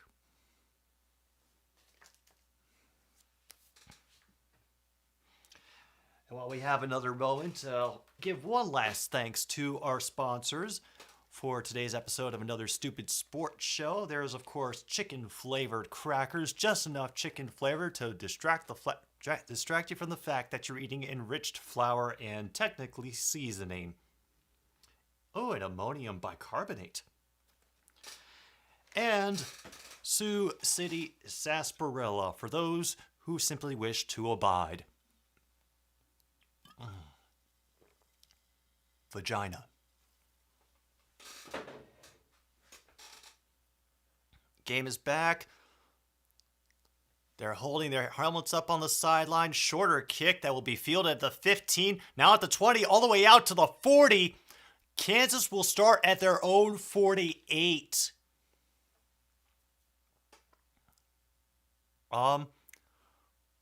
Worst name? Braden.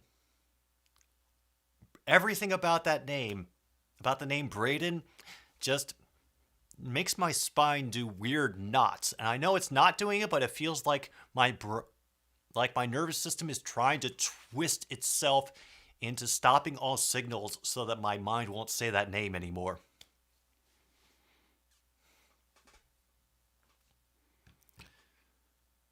And it's going to be another run for Neal, but he has got a great deal of pursuers. He's not going to gain anything as he's chased out of bounds, but there is a flag.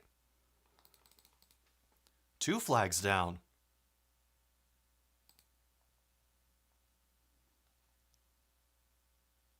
Holding on the offense. Oh boy.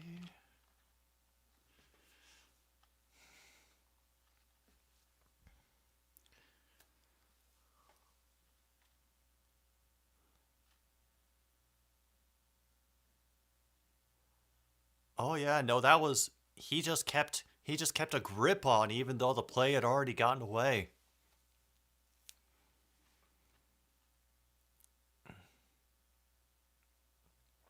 Bean holds on. It gets batted down at the line of scrimmage by number 95.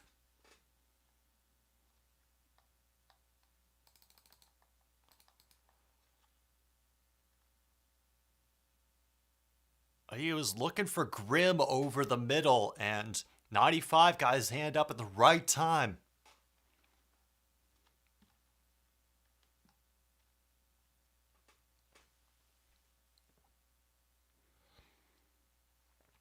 Second and 20 now. Receiver in motion to the near side. Four of them out. Bean will take off running up the middle and gain back about 8-9 of those yards. Nope, actually, I think he got the full penalty back. So now they have 3rd and 10.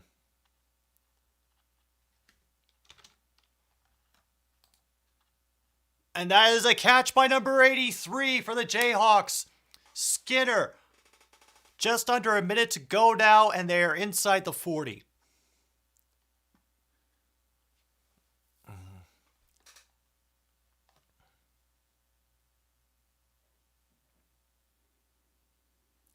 That is a 19-yard gain on that pass to Skinner.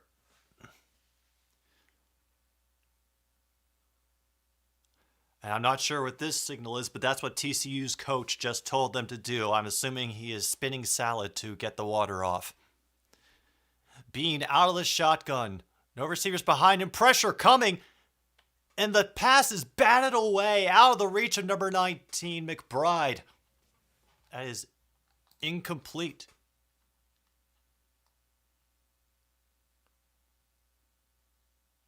And just out of the hands. Damn.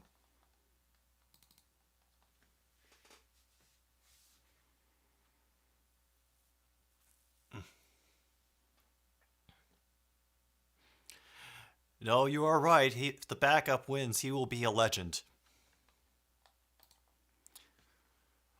And now that pass is just off of the hands of Neal on the far side. Incomplete.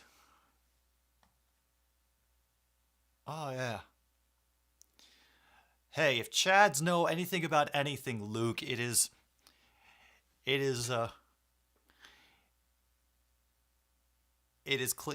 proper to cleaning vegetables before you eat them. 3rd and 10 now for Kansas. 49 seconds to go. They are down by a touchdown to TCU, trying to keep the respect they have earned from this 5-0 start. They are playing a ranked opponent today. TCU ranked 17th. And a great tackle by number 9 defense. Neal will only gain a yard on that catch.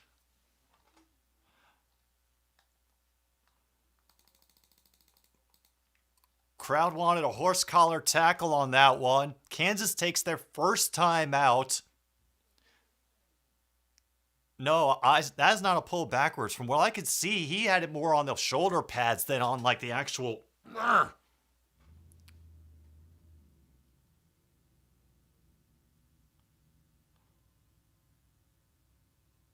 Yeah, it was a no call because...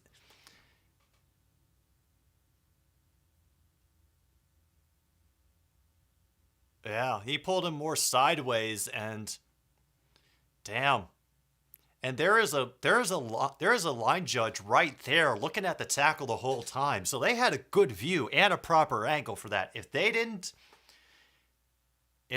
call that, from there with that view, then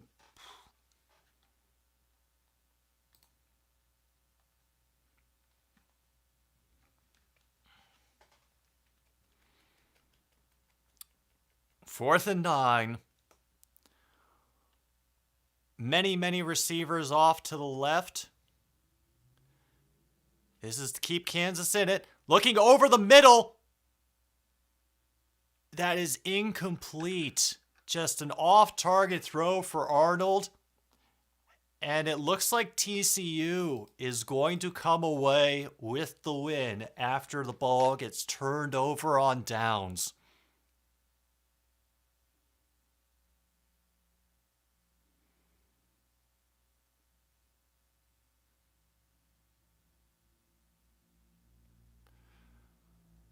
Yeah, they're going to, and the Kansas fans will definitely have a bone to pick about the lack of a pass interference or lack of holding call on another receiver who wasn't directly involved in the play.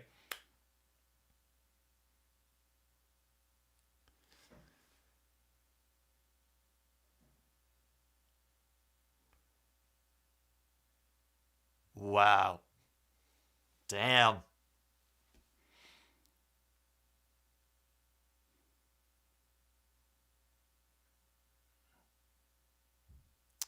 Damn. Oh, the coach is comforting the QB on the sidelines. TCU is 5-0 to start this season. And the Kansas City Jayhawks, they get their first loss of the season. Jalen Daniels, we'll have to see if he's going to be back for them anytime soon. But, yeah. We got a good one today, folks. TCU takes one from Kansas 38-31 in the Jayhawks' home. I'm glad you are all here for it. This has been another Stupid Sports Show. My name is Jim B. I will see you tomorrow at noon Central for Pittsburgh versus Buffalo. Thank you so much for watching, and good night, Milwaukee, wherever you are.